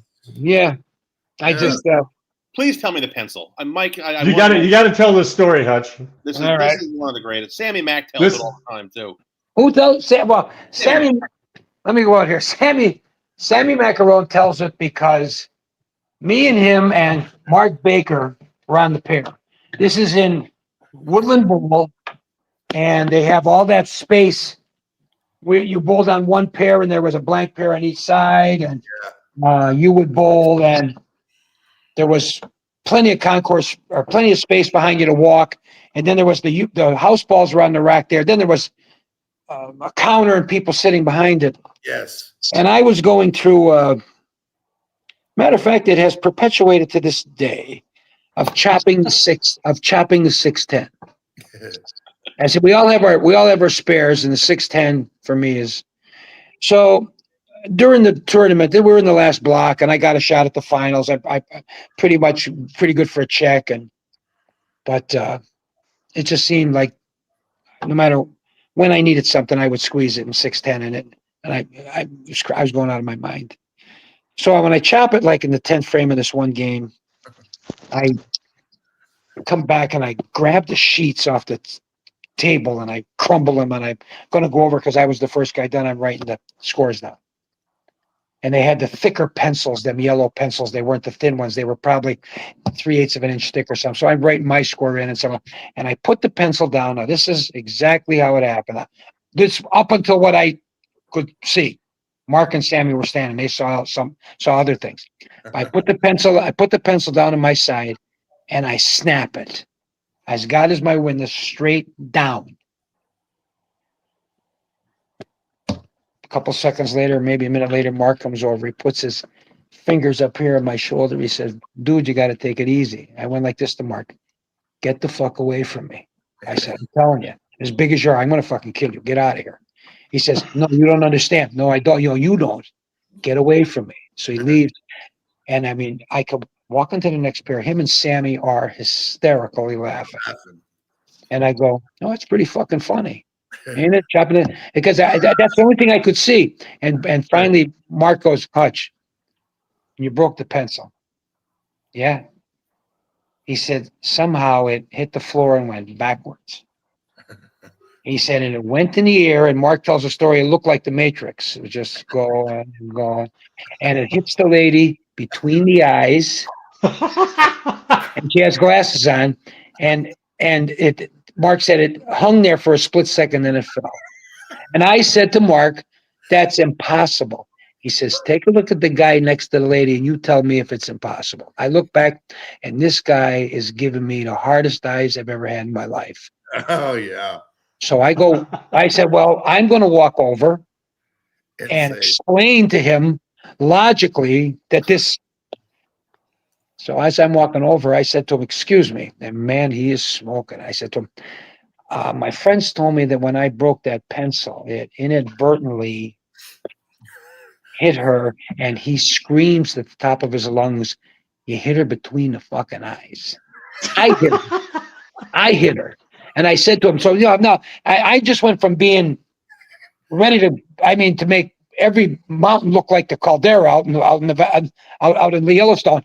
And I'm going, "Sir, you can't believe that I did it on purpose. Come on." I'm trying to talk sense to this guy. And he screams again to me, you almost took her fucking eye out."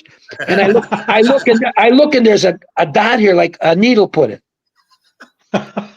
So I apologize and I apologize and apologize.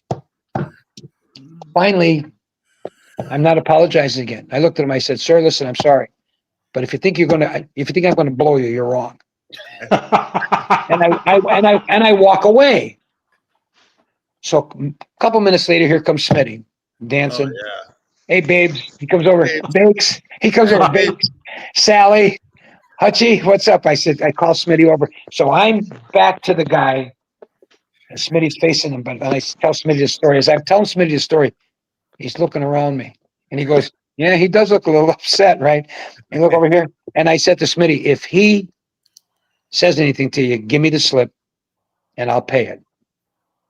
He said, "Did you apologize?" I said, I apologized. And I told him what happened. And Smitty goes like this, "Well, gee, babe, sound like you did enough. What does he expect you to do? Blow him?"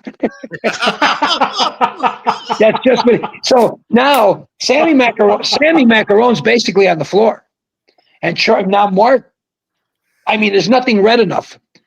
And Smitty goes over and that's what happened. Now, if you hear Mark tell the story, I turned around like I was the pencil was thrown by the dart champion in England. You're right.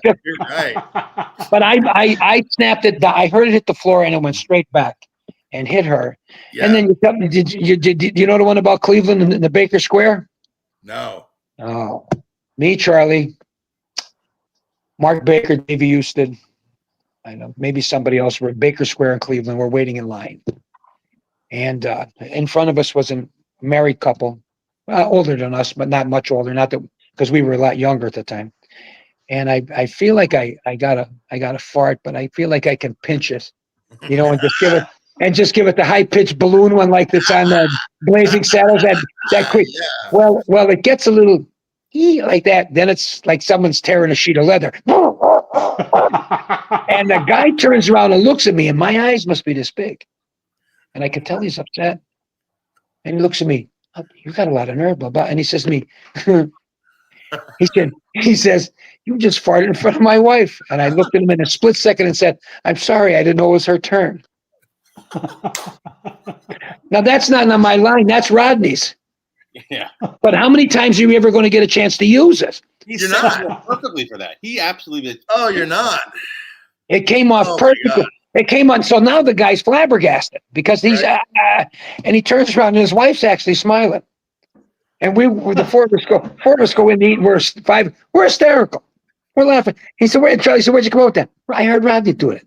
Yeah, right. But it was I'm sorry. Did I tell you the story about when I bowled the U.S. Open the one year with the female bowler and the Egg McMuffin? Oh. No. I don't want to name the bowler. I crossed with Machuga, Mike Machuga, a nobody, and this female professional. Okay, I'm not going to name the female bowler. A very talented player, and we're bowling a Carolier. And it was the second day we had the morning. So I was following her. So every time she went up, I was going up right after her. When I get up to the line or to the ball return, I was like, "Oh, the hell's that smell?" And holy shit! It really smells like shit. So I go, whatever. It's happened like 3 or 4 times. Oh. Like the 5th time, I'm standing there. I said, "Jesus!" I have like this and whatnot. She puts her hand on my shoulder. She goes, "The Egg McMuffin didn't agree with me this morning. I'm sorry." And she got to it. She fessed up to it.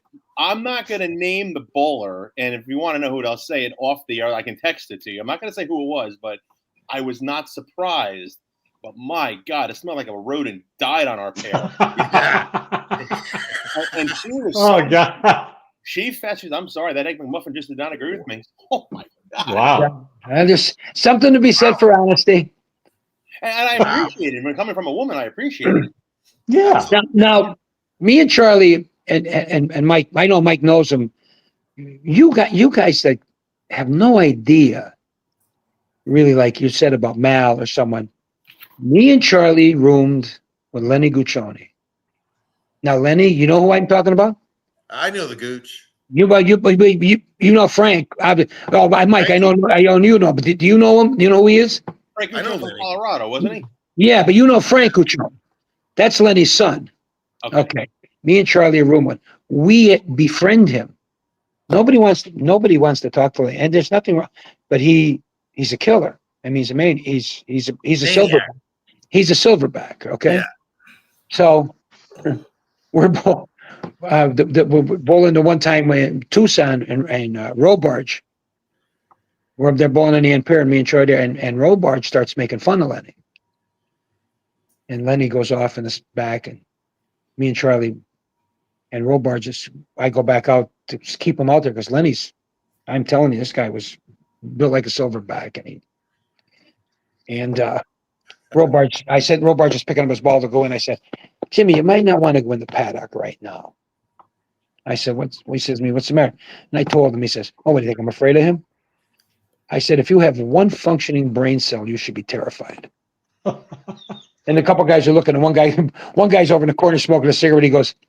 He says, "Believe him." And he doesn't go in. And I went in, and when he left, I said to Charlie, "Okay, we come up."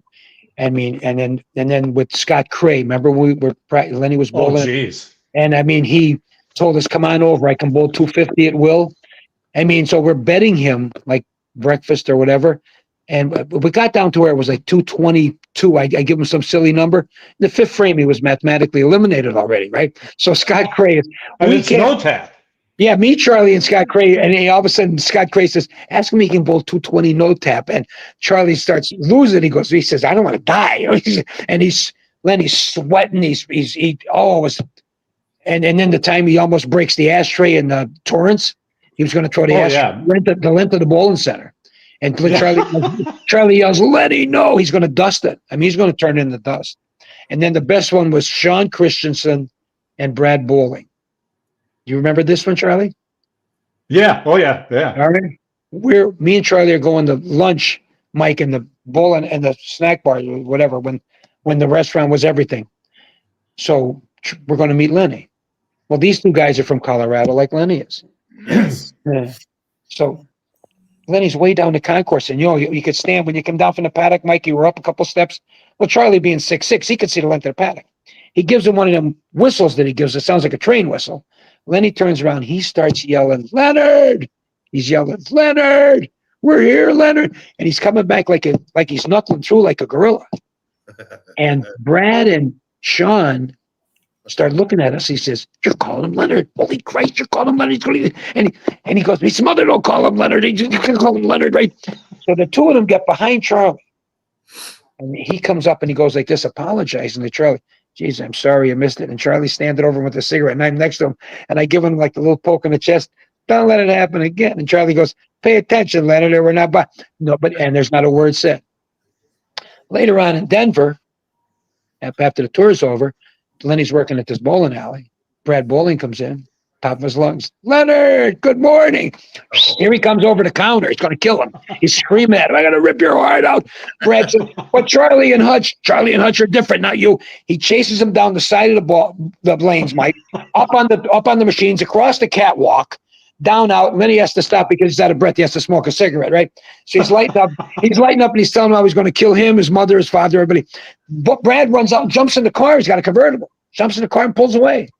One of the guys, like Brad Boeing, don't show up to bowl. One of the guys says, "Where are you?" And he told him what he did. He said, the guy goes like this, "You called him Leonard? What are you, an idiot?" He said, "My God."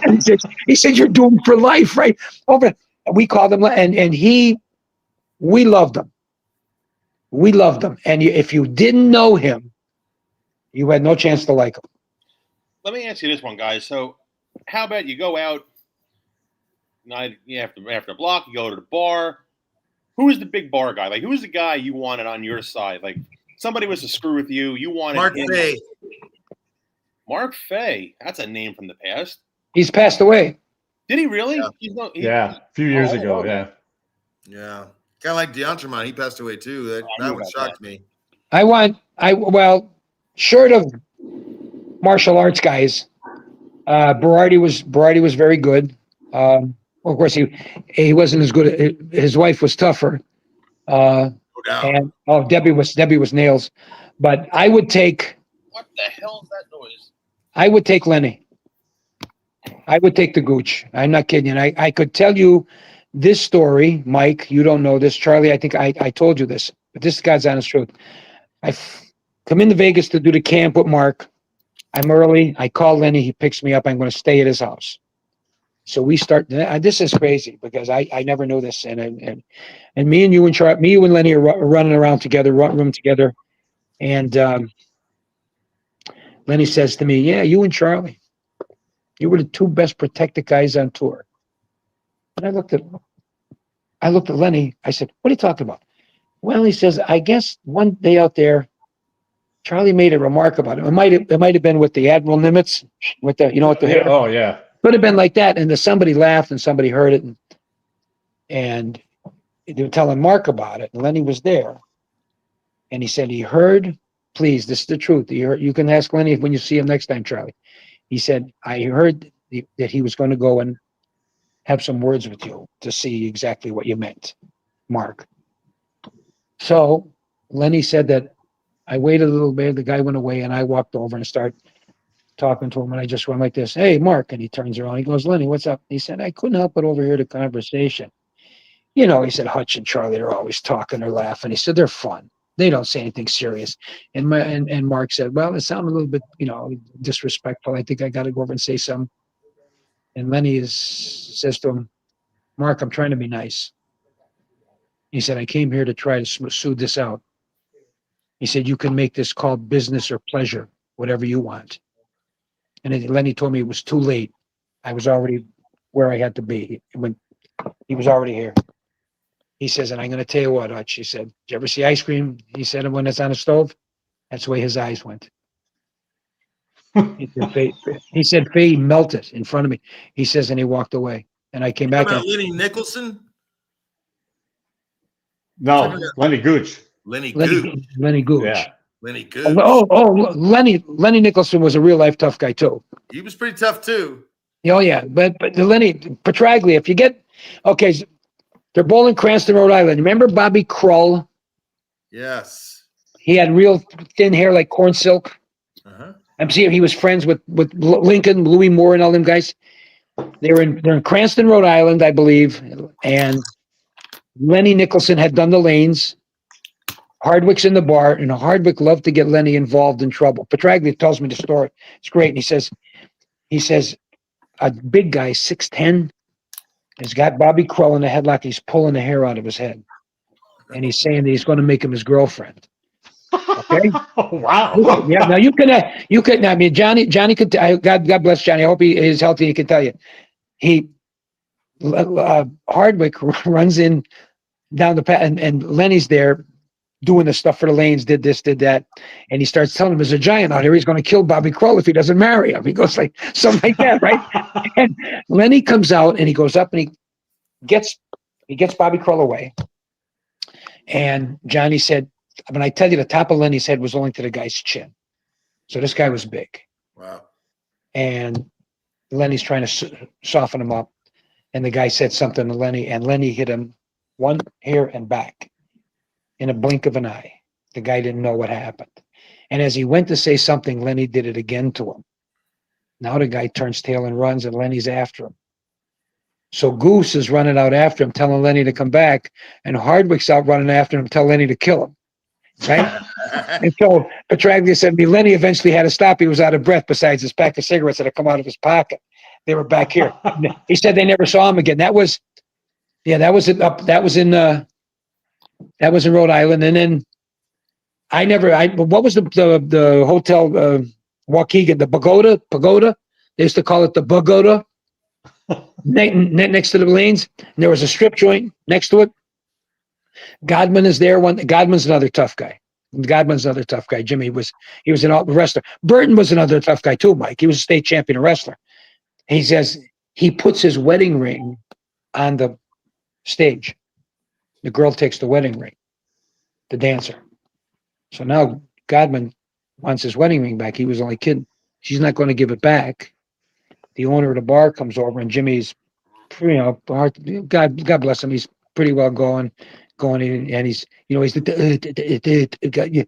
got my ring. I want it's my wedding ring. He's not going to get it back. You put something on the stage, it's theirs. And Godman, the story goes. John said that Godman looks at the guy. He says, "Well, that's good. I'm going to go get Lenny." And the guy, the bouncer, comes over. He said, "Get whoever the fuck you want." Goes over. Lenny just got done doing the lanes. He's in pants, no shoes, no socks, no shirt. And he comes over and he wakes him up. He comes, and his hair's up like he was practicing for a mohawk. He comes into the bar, and he has loafers on with no socks and no shirt. And he's explaining to the owner of the bar, "Listen, my buddy's married. He's got to have that ring when he goes home. Go home, we'll give her some money." The bouncer comes over and says something to Jim.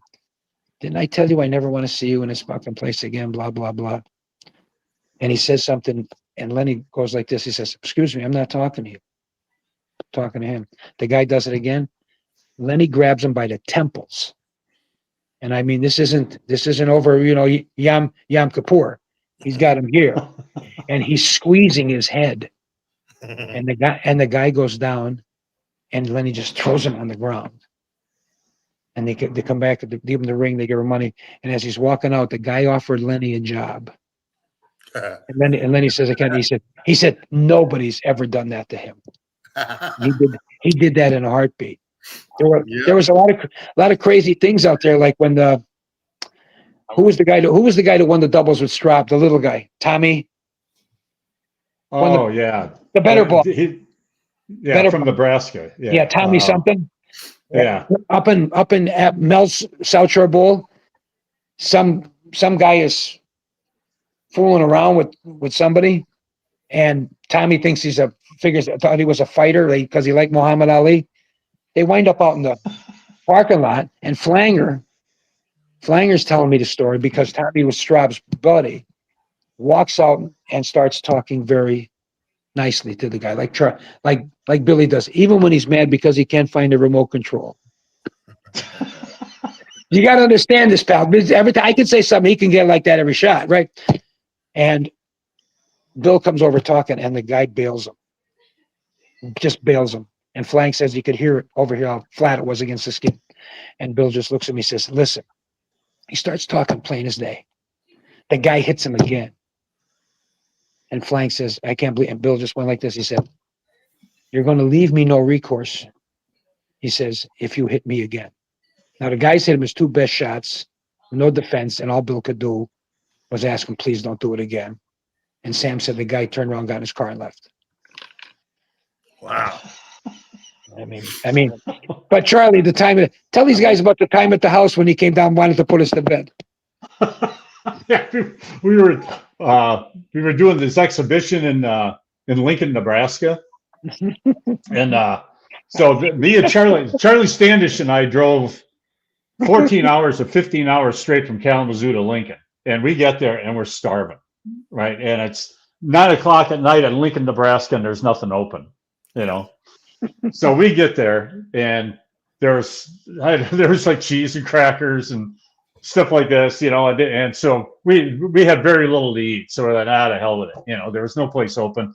So anyway, we go downstairs and we're at Straub's house, and there's like 2 day beds or whatever you want to call it. There's a nice TV and a couch and all that stuff. So we're gonna watch some movie, So anyway, it's like what, 10 o'clock? Yeah, ma'am.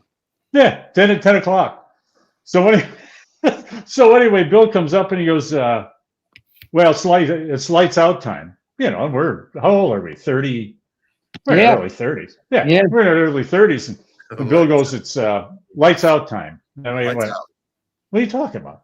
And he goes, well, we got a big day tomorrow. Yeah. Yeah.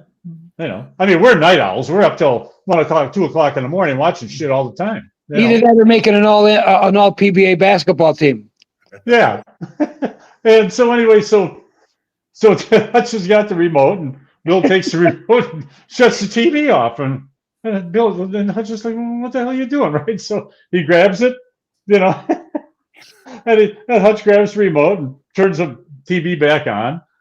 Straub grabs the remote, turns it off. So Hutch grabs it again, and Straub's standing right in front of him. So Hutch is like this. He's got like this. And Straub's like a mountain, Yeah, he's huge. And he's got like that. He turns the TV on, And Bill goes, no, it's lights out. And he made us go to bed at 10 o'clock at night. I start throwing it to Charlie around him, and Charlie throws it to me, and I got it like the one time I went like this. Okay, but no, here it is. No, here it is. And I threw a hook down over him, and Charlie got it. Eventually, he forced us to go to bed. I don't know if we did. We're talking about bedtime really quick. I'm going to start to wrap it up. But Mike, this one just came in talking about bedtime, and somebody wants to know about if you had certain roommates you had in your career on the road, and if you had maybe a kind of a roommate that was a little bit some kind of phobic or whatnot, and you did something along those lines. Yeah, of course. And that story is not going to come out on this show. That story's not going to come out. But it wasn't the roommate that was phobic. It was one of his friends from the West Coast area, and it just presented itself. It was the perfect opportunity. But not to segue too far off of that, I will tell you, all of this right here, listening to these two guys and historical events, stuff that happened to them, stuff that was funny, that we found funny. I mean, it might not be too funny from folks that weren't there, because you had to be there for a lot of this. You had to be there. Yeah. But I will tell you this, and this happened just this past weekend. And so because you brought up a name, Hutch, and you brought up Joe Berardi. And so I'm talking to Francois Lavoie. He's bowling in our tournament, right? Or the tournament where we used to have the bowling center. It was the New Mexico Open. And so I said, well, you remember Joe Berardi? And he goes, And for a moment, it kind of caught me. I thought, there's no way this guy doesn't know who Joe Berardi is. And they don't. And they just don't remember history. They don't. I mean, I can go back, I can go back at least 40 years, and remember all of my idols, my heroes, guys. And it's just not like that no more. And, the game has changed so much in that way, in that respect. And that's the part that I miss the most. So, Mike, let me ask you this. I asked this. I want to wrap it up with this one. I've asked this to everybody that I sit down with, right? And this is kind of a serious question. It's a two-parter. And Charlie and Joe, you can chime in at the end of this one. Who's the best player that never went to the winner's circle? And who's the guy who should have won more that didn't win more on tour? Wow. That's There's a whole host of players. I can tell you this much. We saw, these two guys can attest to it even more than I. We saw many guys who had $1 million game and a 10-cent brain. That was absolutely. So there's one guy that everybody has said that was the one best, guy that should have won. Should have won that never won. Richie. One guy, and everybody. Richie Wolf. Richie Wolf. That's I just saw Richie in Morgantown about a week ago. And Charlie, Richie? he throws it great. I saw him in the Villages last year. He still throws it phenomenal. Oh, he throws it terrific. He was there. He was on his way somewhere on some kind of business thing. Anyway, he stopped in because Johnny was there, and we were standing there talking, and he said that, and Johnny said something about him coming out, and he said I went out. And he said I bowled a little bit, and he goes, you know what? I don't even want to screw with it anymore. So, Mike, would you agree? Richie Wolf is the guy, or one of the guys? I would concur wholeheartedly. Richie was, and to top that off, Richie was nicer. Richie he had a great sense of humor. Absolutely. He was just a fantastic guy, a kid, really, and then he turned into a man. Richie was gold. And here's the guy that I think should have won more than he did. And see if you guys agree with this one. Ready? Sure. George Branham. He won 5 times. But I think he should have won more than he did. That's what I'll give you a guy that made 38 shows and won once, and it wasn't a singles tournament. Wow. Gil Sliker? Absolutely. Yeah. 38 shows, won one time. Mike Durbin was his partner. Led the U.S. Open, led here, just an absolute excellent grinder. And gets on the show, and for some reason or other, it doesn't work. Yeah. 38 television shows, parts. That's, geez, Mary Joseph. Is there anybody else you think that should have won that didn't win? Like LeClaire is another name that never won on the national tour. Ozier was another one. Purvis Granger was another one. Never nervous Purvis. Yep. Purvis had a good amateur career after he bowled. The thing about George that I was always amazed about is, guys I was always very particular about, especially when I was using thumb balls, it had to fit. So I didn't squeeze it, and I didn't want to squeeze it. Yeah. But George's thumb hole was like that. I mean, It was stupid. I was like, George, what is that knot on the back of your thumb? He goes, it's just what feels good to me, bro. That's what I like to do, And squeeze it. He was super strong. Oh, God.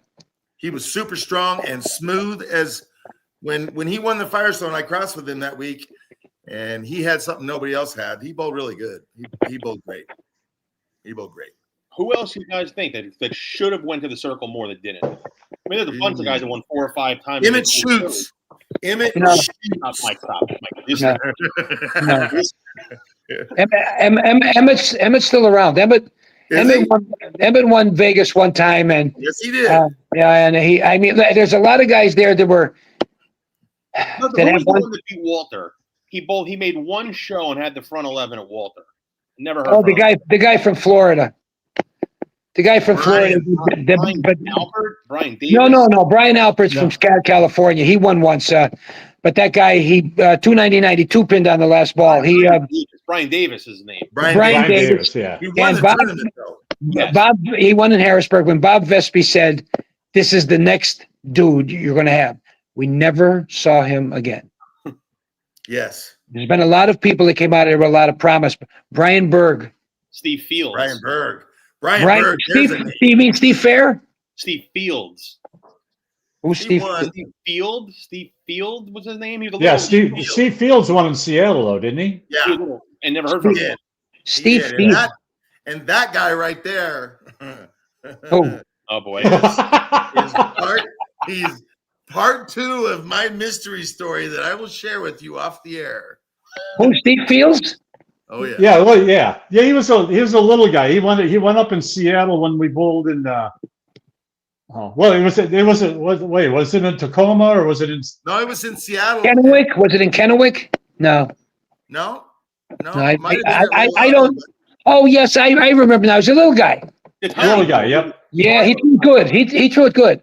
And it was when they had King of the Hill, so Ron Williams was busy winning King of the Hill like 8 or 9 times in a row. Ron Williams, I tell you what, if you think back on that, Mike, I think Ronnie, I think Ronnie was 5 times, maybe 6, but he was the most. And I remember when they were somebody introduced him, and he said, "A guy who will always be known as the king."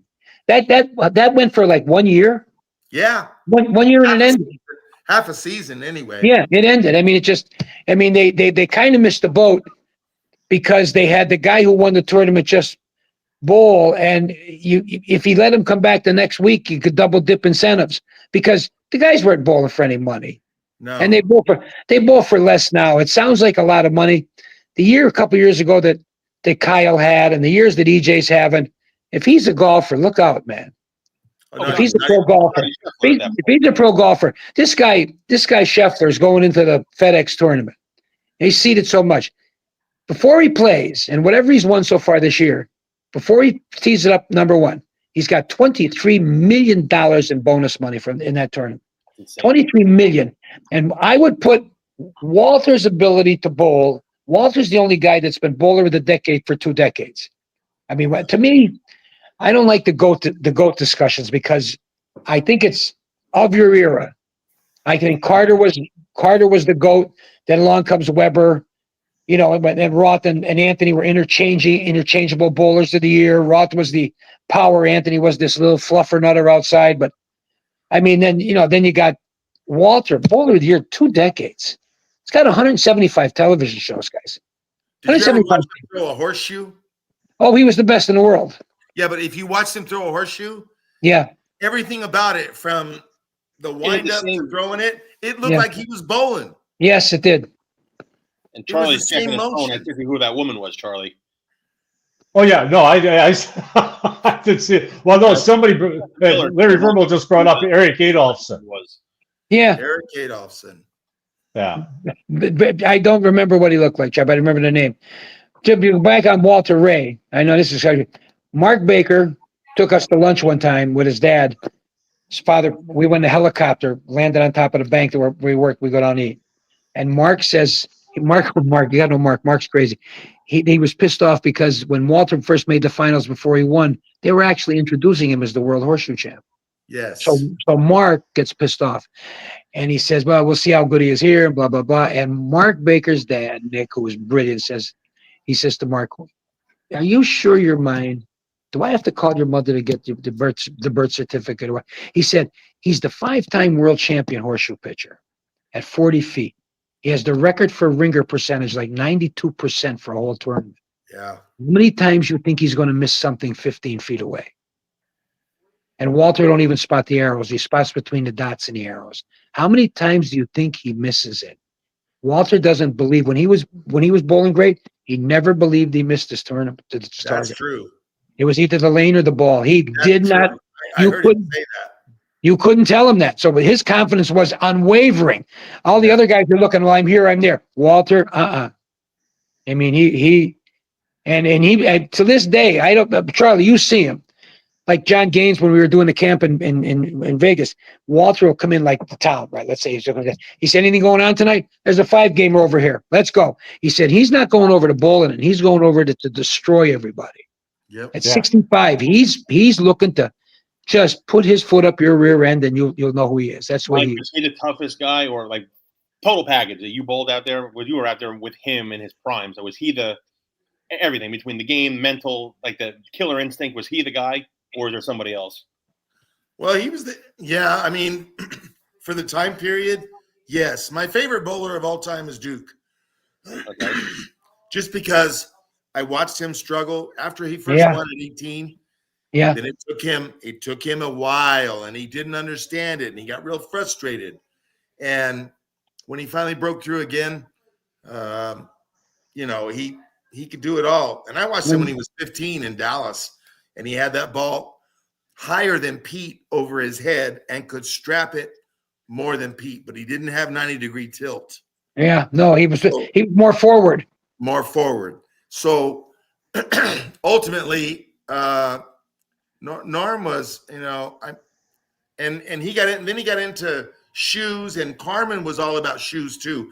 Inserts. Yes. Where to put certain inserts. Yeah, balance points. Yes, and they were big on that. And I think Norm learned some of that from Carmen. It was a very important. I never learned that stuff, but I know it was important.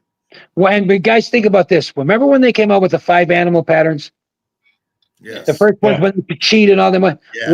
Walter was the only bowler in the top 3 averages on all 5. And you remember the long and the short? Walter played them all the same because the guys told me there were the reps. You can't play outside 10.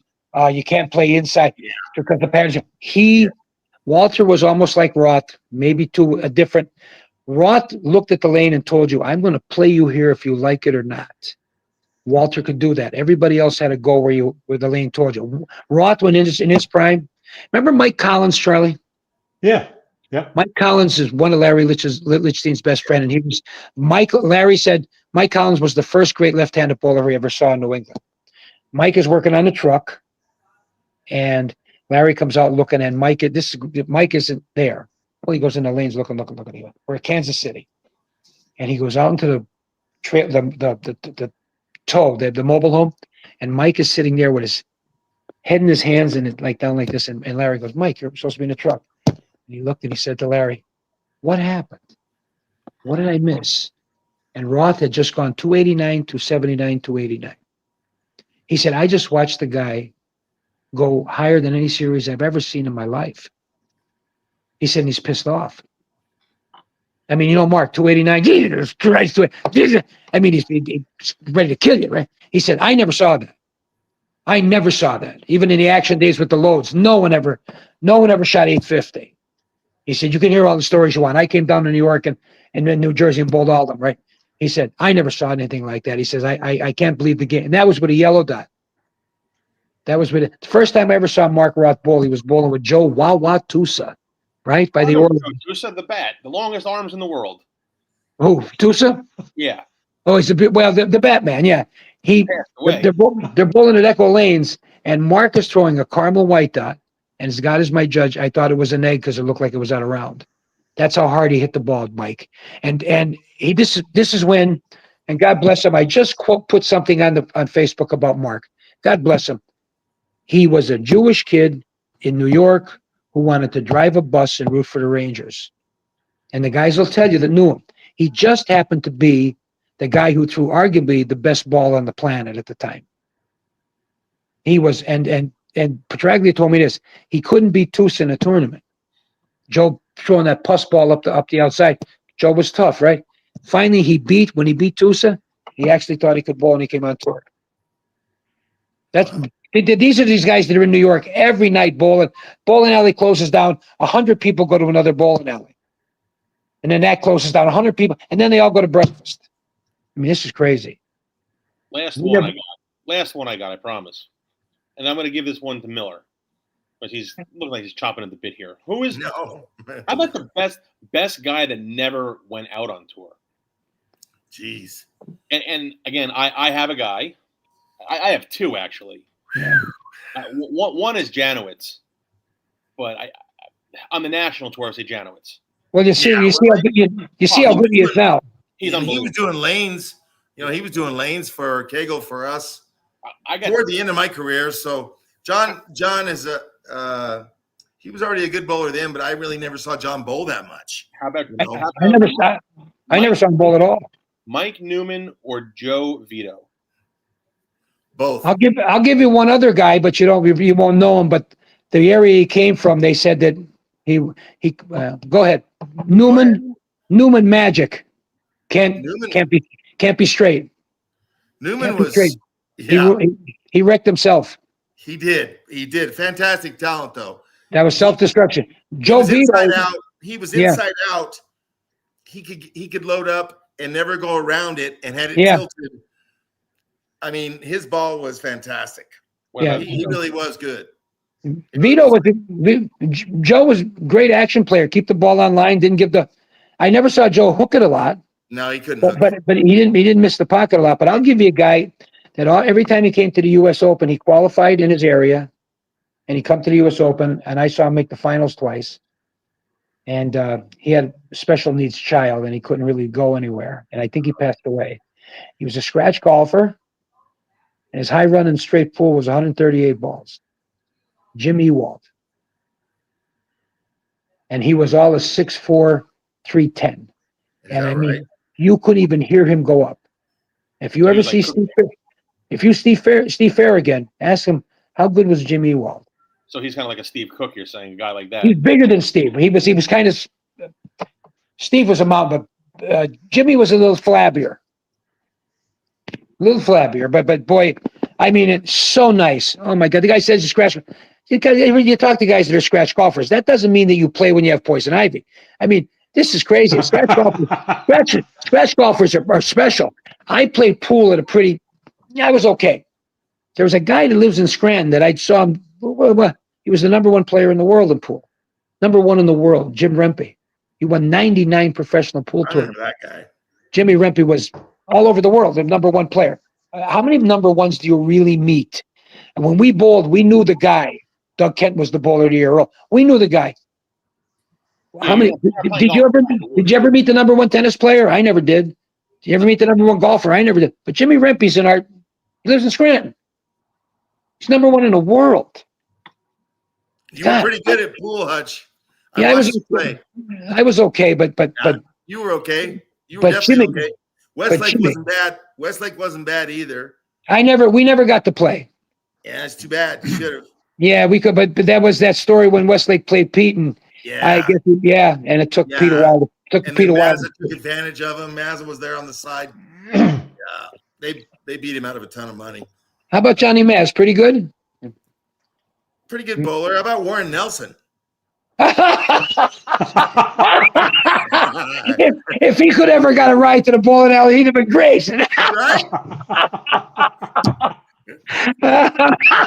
I always thought Warren was a great bowler, but man, he was kind of half psycho. Warren's style, I put against anybody's. I heard Kent Wagner was also a little bit of a lunatic as well. Oh, for his size, he was every pound for pound. He was tough, and terrific if you know him. A guy from my area, he passed away a couple of years ago. Dennis Jakes was another one with a short fuse. Now, how good did you know Dennis? I knew Dennis pretty well. Well, he grew up. Okay. I grew up in the area, so yeah, I knew Dennis. Well, we're bowling a tournament. We're bowling a tournament. Mo Pinnell is running it at Mohawk Lanes in Rome, New York, and Mo puts on a spectacular tournament. But they put us up at Mo got everything free for us. We were in these and it's freezing cold, and I'm there and I'm sitting as usual, Charlie. I'm watching TV late, and I got the covers up there. Knock on the door. On my motel door. Now, motel for one floor. It's after 12 o'clock. What am I going to say? Who is it? The answer is this. Dennis. My reply, Dennis who? Huh? And he says, Jakes. So now I go like this. Oh, Dennis. Walk over, open the door. It's freezing. I close the door behind him. And he says, hey, Hutch, I just wanted to invite you to my wedding. You remember who we married, Charlie? First time. You remember who we married the first time? Yeah, the blonde out of Chicago. Oh, Kendall. Right. He's going to. So he says that to me. You want to go to the wedding? It's at midnight. This is after midnight. But you ready for this? I went like this to him. Who you marrying? I'm with him 30 weeks a year. Who you marrying? Never seen him with a girl. He goes, and he tells me the girl, and I went, Chicago, Kendall. This was someone. If Bob Gucci only sees her, there's a spread on her. She was spectacular. Charlie, spectacular. Oh yeah. She's beautiful. God. But he's gonna.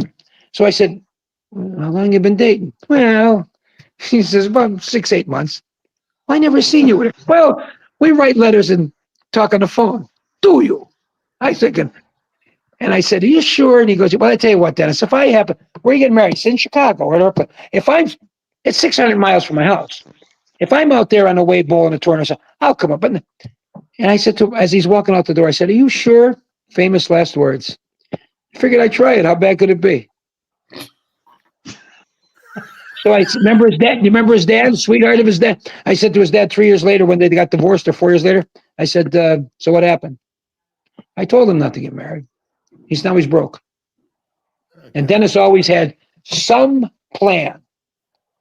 He was selling Dexter shoes in Pango Pango. He was somewhere in Auckland, New Zealand, killing the kangaroos for the global shows. He always had something going on. He always had irons in the fire, right? But I loved him. He was a sweetheart.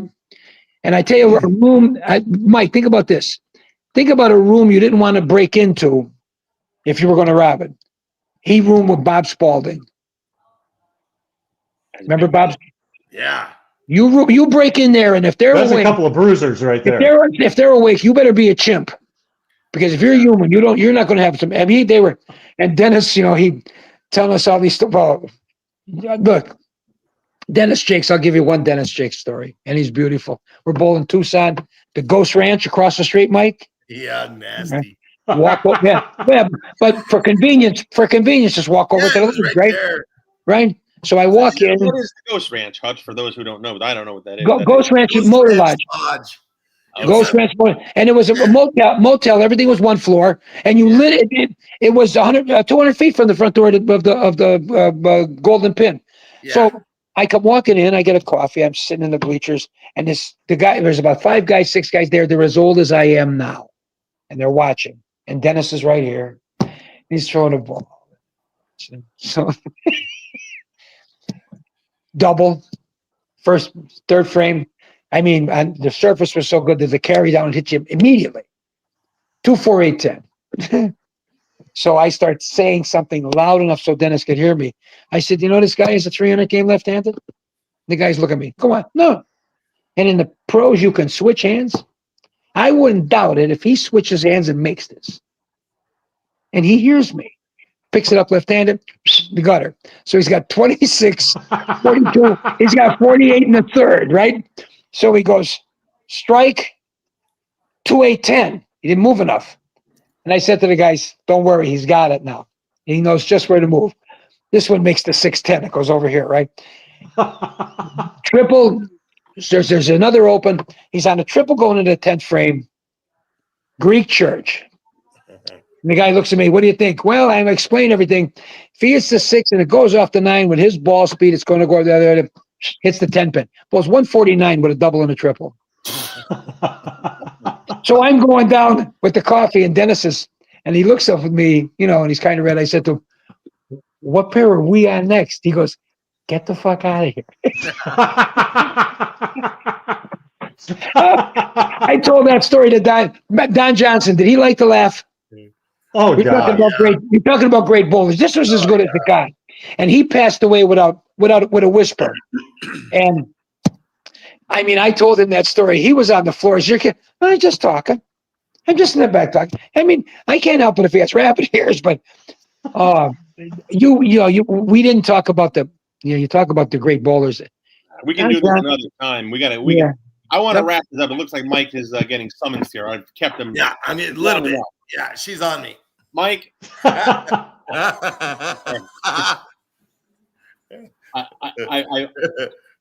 thank you. Thank you. Anytime. And I want to thank Miller for doing this. I know when we talked the other day, you said you kind of been out of the limelight for a while. So doing this, I appreciate it. Yeah, I mean, and I hope you keep in touch with. I want to hear those off the cuff ones you were. All right. I'll tell you a couple of those. Then you can ask them. I'd like to know the answer to that other one, but we won't talk about it on the air. But you know the one I'm talking about, Grand Prairie. Oh, the police. Yeah.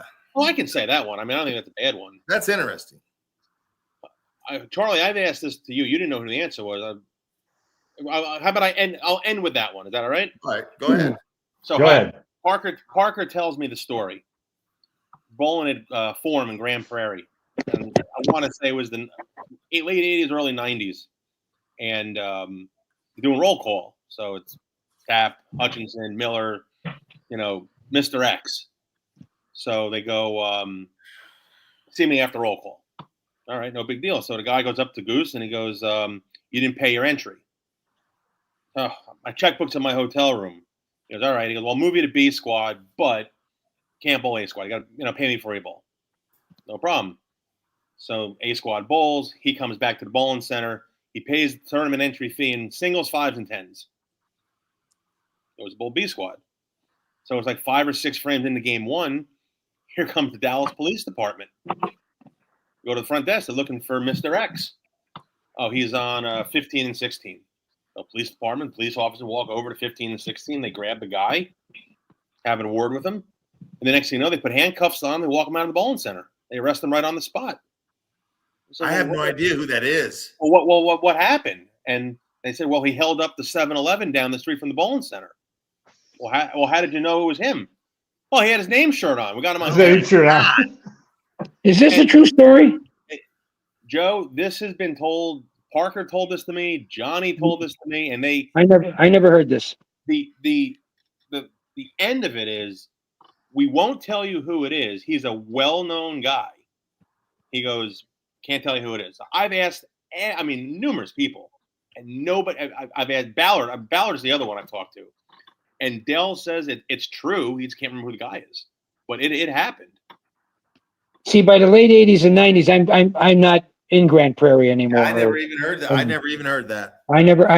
I thought that was a joke. No, that's a factual story right there. So we're gonna end it with that one, guys. But All right. Charlie, I want to say thank you and give you a big shout out because you arranged all this, so I appreciate it, bud. Yeah, you're welcome. And I got to tell you what, when Charlie said me, you, and Mike Miller, I jumped at it. I haven't talked to Mike in a long time, and I enjoyed being in his company out there. I loved his humor. We all do you still bowl or no? You still bowl? Me? Yeah, do you still bowl? How many mics are there? I didn't bowl for like the last 5 years. I had to get my knees. I had to get them replaced, and then they did it one more time. So I'm gonna bowl league with my daughter, and I'm going with my thumb in because there's no way I can bowl thumb out anymore. It's just too hard. Gotcha. Wow. Yeah. Oh my God! You had your knees done twice. Twice. Well, I've had 12 knee surgeries, but I had them replaced once, maybe about 6 or 7 years, maybe 10 years ago now, and then just a year and a half ago, they did what's called revision, and they went in there and did the whole thing again, and they're pretty good. They're pretty good, but there's nothing as good as the original equipment, guys. No senior tour on the horizon, huh, Mr. Miller? Zero. Yeah. Smart man. I'm not, and that's Charlie. Charlie's 74. Is that right, Charlie? Yeah. You're a stud. Yeah. You are a stud, Charlie. You have all my respect in the world. How do you? Easy, big fella. Yeah, make it easy. No, really. I mean, that's incredible that you're still doing that, especially at a high Thanks, level. Mike. Much Thanks. respect. Well, that's either you're a stud or you have a persecution complex. Well, I mean, at a $500, Mike, it's a $500 entry fee. Really, that's crazy. Is Jesus that right? Christ, that's absurd. And Is then, that right, Yeah, $495? Yeah, what the fuck? That's crazy. I mean, 500. What the hell? $5. That's crazy. Yeah, it is. Yeah. I said something to Doug Kent. Why don't you bowl? And Doug said to me, Hutch, if I'm going down to Texas, I got to fly down to Texas, rent a car, stay in a hotel, drive to the next blah. He says I'm in for, with the flight and the return flight, the rent a car and everything. I'm in for like $2,500, $3,000. He says I got to make a show. Yeah, Mike, we were talking about that before we started. It's not the same. Yeah. He said if you think them guys out there are chopped liver on that senior tour, you're crazy. It's even better now with Barnes and it's only going to keep getting better. I don't think there's anybody this year that's coming out that like last year was Doherty and the year before it was Troy Lint. Yeah. And you told me he's beating us, Hutch, and he's on one leg. Yeah. Yep. This guy. Oh yeah, he killed it. This guy can bowl. He's a lefty. He's a lefty who bowls with a right-handed mentality, Mike. He can loft it over the thing and play 20 and get it to 5 and bring it back, and he can just burn it up outside. He's not who's in his mid-50s. His arm swing is parallel. I mean, his arm swing. Oh, his arm swing is perpendicular. Perpendicular. Thank you. It's hitting the score. And you can't hear it at the floor. That's how good his launch angle is. But his knee finally went, but now he's back. He made a show. He came in second, and I know him for a long time, and he is as nice as you're going to meet. Oh, he's a sweetheart. And I'm going to tell you this, and we can end if you want. He used to come to me once in a while when he was bowling amateur stuff for lessons. The one thing he wanted to do, lower his backswing, and I said to him, why? I said, that's your game. I said, when I finally saw myself bowl, and didn't realize I bent my elbow. I came back and tried to straighten my elbow out. I can't do it. That was my niche. And Troy's just up here, and you can't hear. Mike, he 4-point bowls. As he's going up, he looks at his lay down, looks at his target, looks at the break point, and looks at angle of entry. He's a complicated guy. He's got, we say a lot about lefties and this and that and everything, when you're right-handed. I seen him down at Chaco's, the Bowling Center here. I seen him shoot 880, and he was drunk, and he shoots 880. And I mean, it's just up here. You can't hear it hit the floor. God love him. I love him. He's a great guy. He is. He's awesome. Yeah, I mean, he's not as good as you, Charlie, but he's a good guy. But I want to wrap this one up. No. I thank you guys very, very much. Joe, I want to keep you on when we get off. I got to ask you a question. So, guys, thank you very much. Mike, thank you. Pleasure meeting you. Stay in touch. I mean, we'll okay. In a while. All right. Mikey, great seeing you again, man. Good to see you, Chuck. Buddy. Joe, thanks so much. We'll be back in 2 weeks, and we'll talk then. So, Joe, stay on for 1 minute, all right? All right. See you, Michael. See you now. Bye, everybody. Chuckles, my boy. You got it, man. That one was for you.